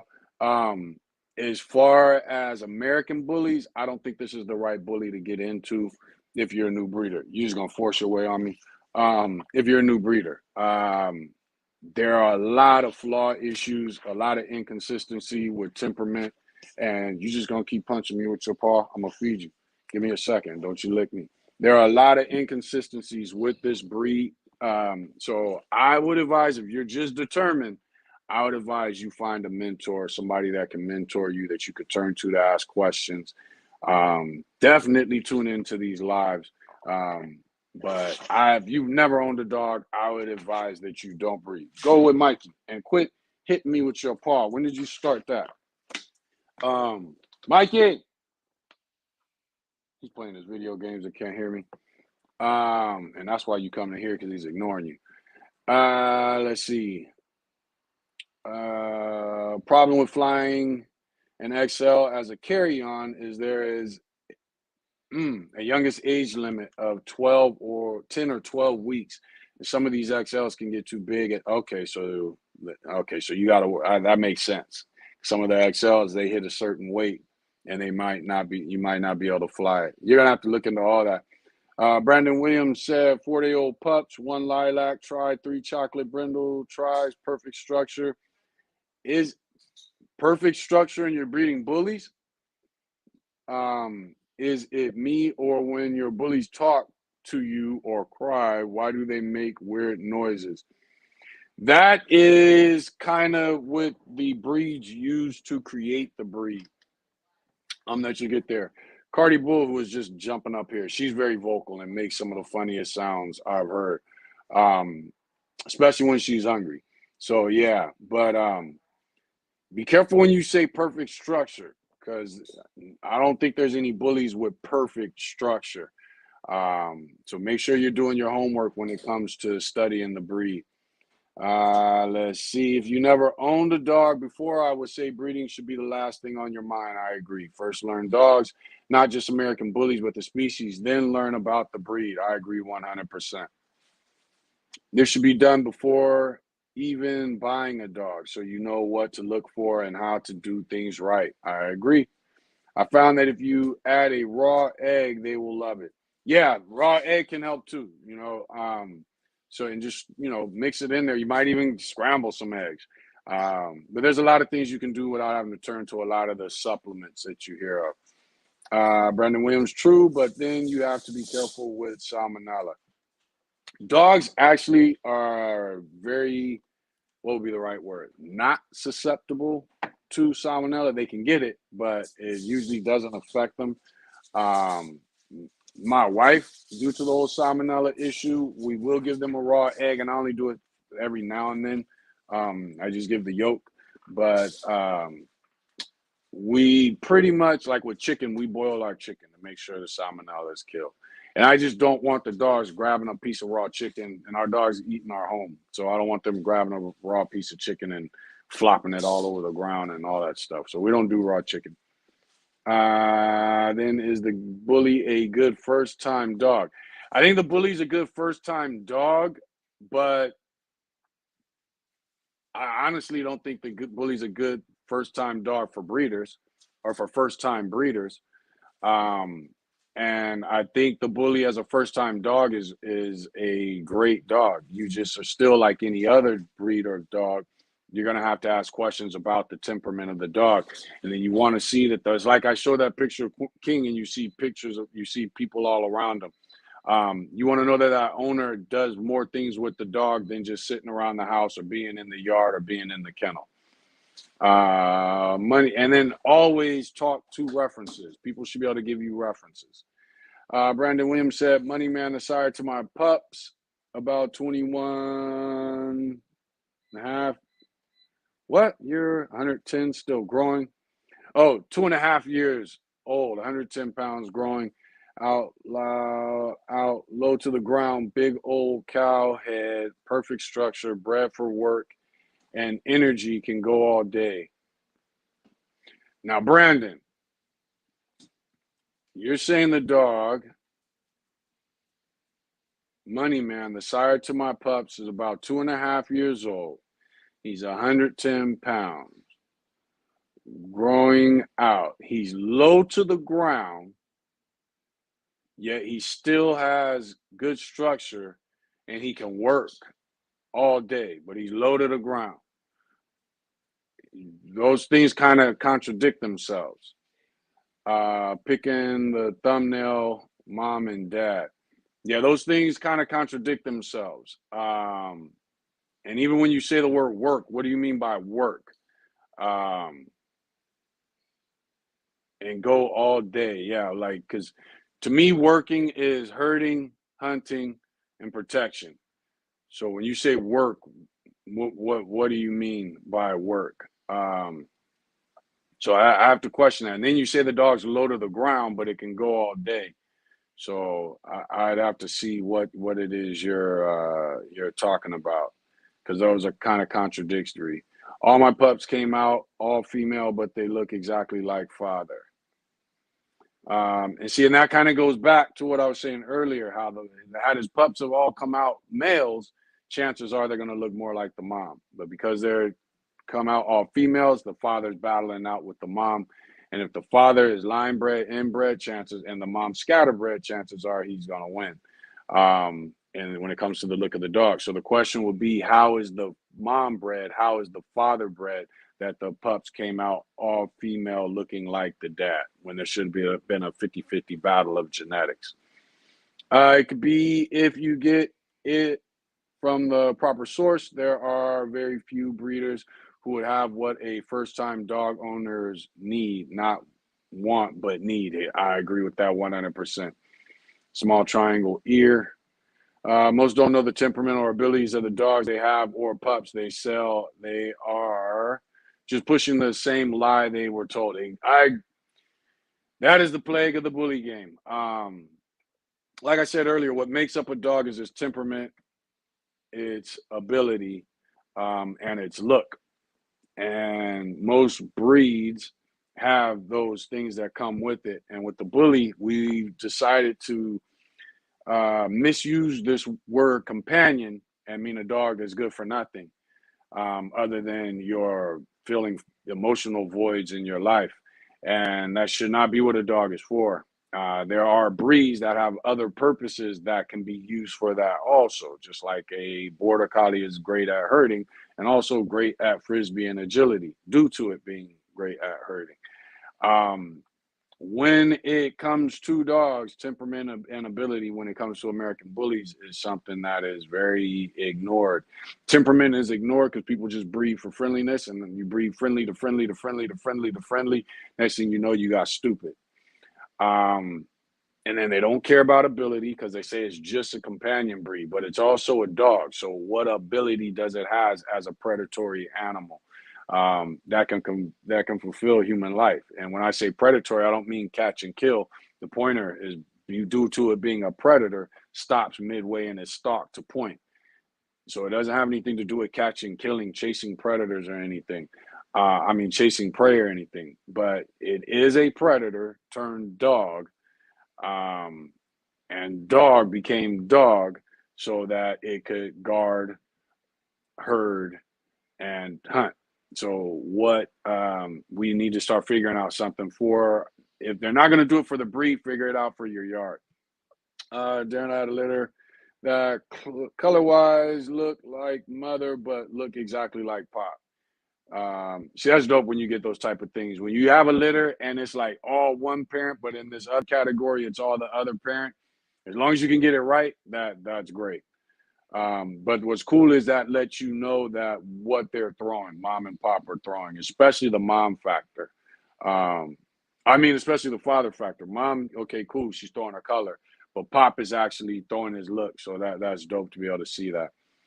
Let's see, where are we? I am still an hour behind. I'm not catching up at all. Let's see here. I had a litter before, both boys, and we've been on here, what, 3 hours? So I'm going to go ahead and cut it short.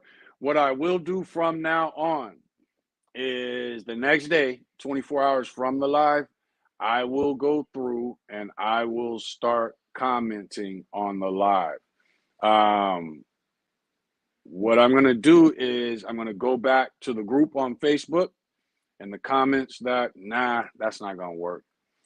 I'll go to YouTube, or because StreamYard and YouTube have most of the comments. So what I'll do is I will start going back to the lives and start going through the questions and then responding to the questions and comments within 24 hours. And that way it makes it a little more.